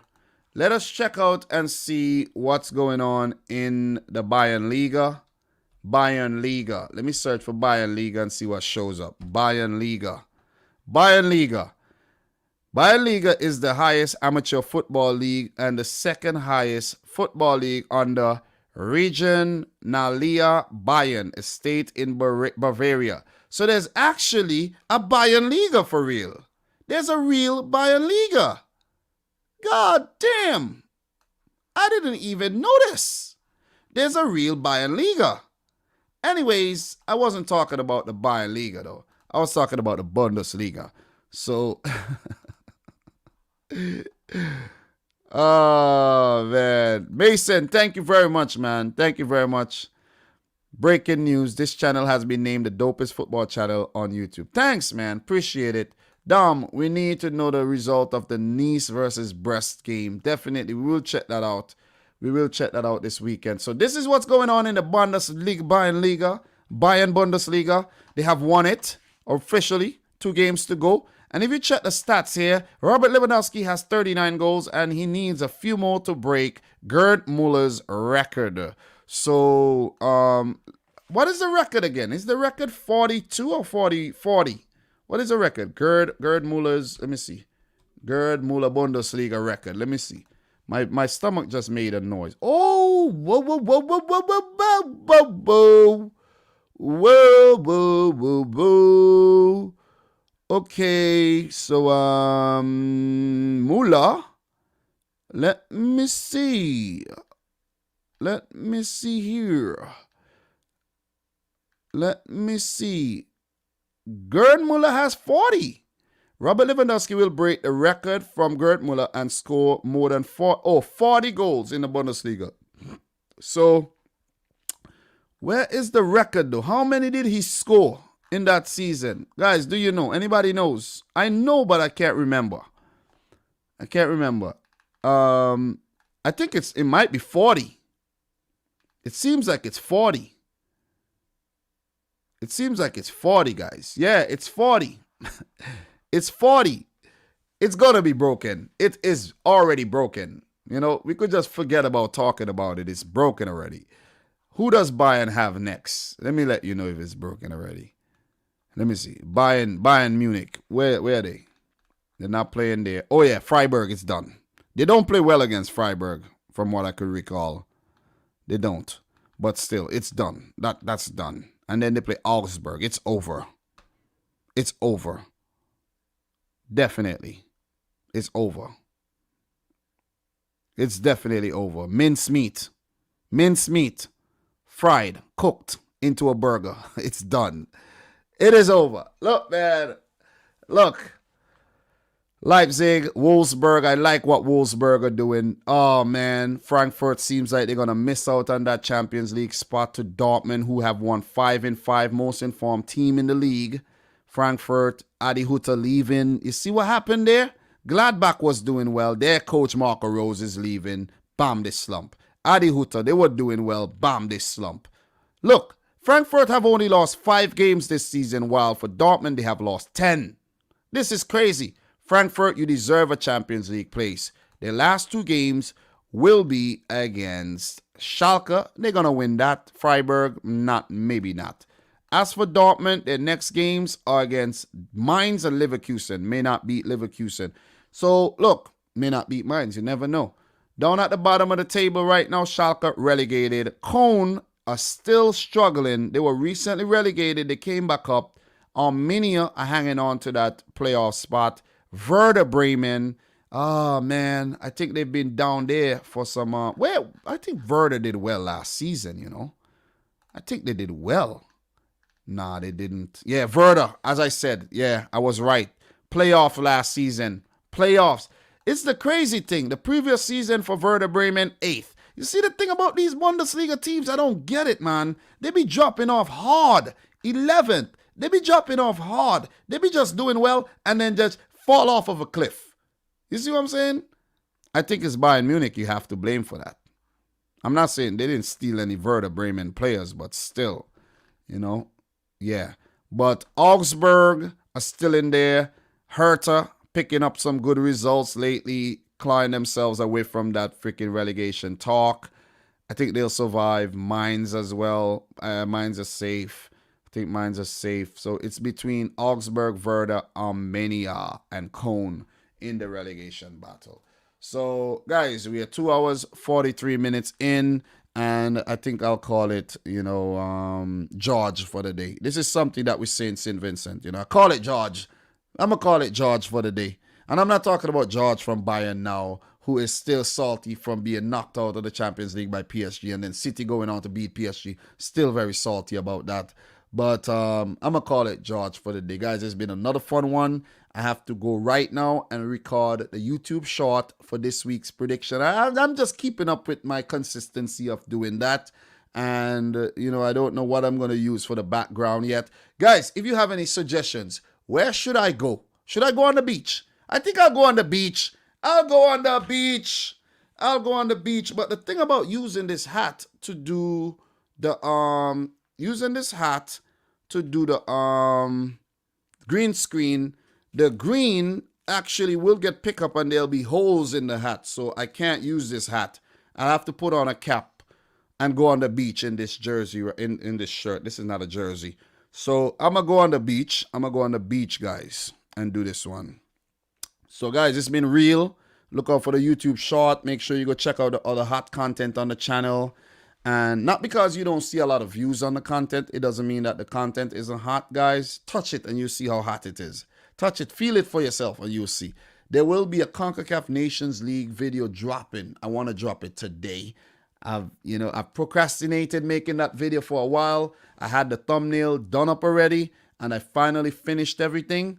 But I'm still dropping the audio track for the background music of that video. I don't think I'm going to be too complicated with any graphics in it. So I'm just going to put it out straight talking head and, get that video out for the masses. I don't think there'll be a lot of people doing a video on that. So there will be absolutely no competition on YouTube. Hence the reason why that video will do well and all CONCACAF videos do well. It will be part of the CONCACAF project that I've embarked on. So there will be a lot of games next month, early next month.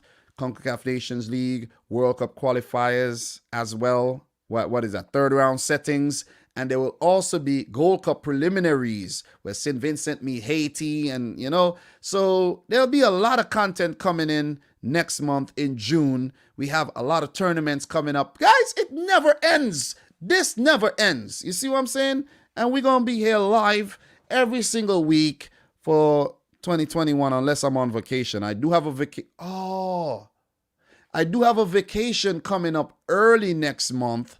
So I will still try to make some updates. Even if I'm on vacation and I go somewhere, I will take some quiet time, write the information down, make the videos, take my laptop and get it out to you. Even though I always do that while I'm on vacation. But you got to keep the content flowing or else I'll get piled up on what I need to cover. So let's get this. Thanks again, everybody in here for supporting the stream. How many likes did we get to today? Did we hit 50 likes already? If you haven't yet liked the video, make sure you like the video. Yeah, 53 likes. Appreciate it. And also appreciate the 3 dislikes on the video. Probably pissed off a few fans there. I don't know who. But Thriller, bro. Keep your eyes on the crypto. Keep your eyes on the prize. Let's keep doing this thing. Let's keep being innovative. Thanks again for the support, guys. And hopefully we live later with some more UEFA European Super League on the gaming channel where I was so pissed off yesterday. And I even end up losing a game after starting a new season. So we got to turn our fortunes around over there. You know what I mean? Second season. Let's make it, a good one and go up to the real Super League, top tier Super League and have some fun. So, guys, friend boy Dominic Rich, thanks again.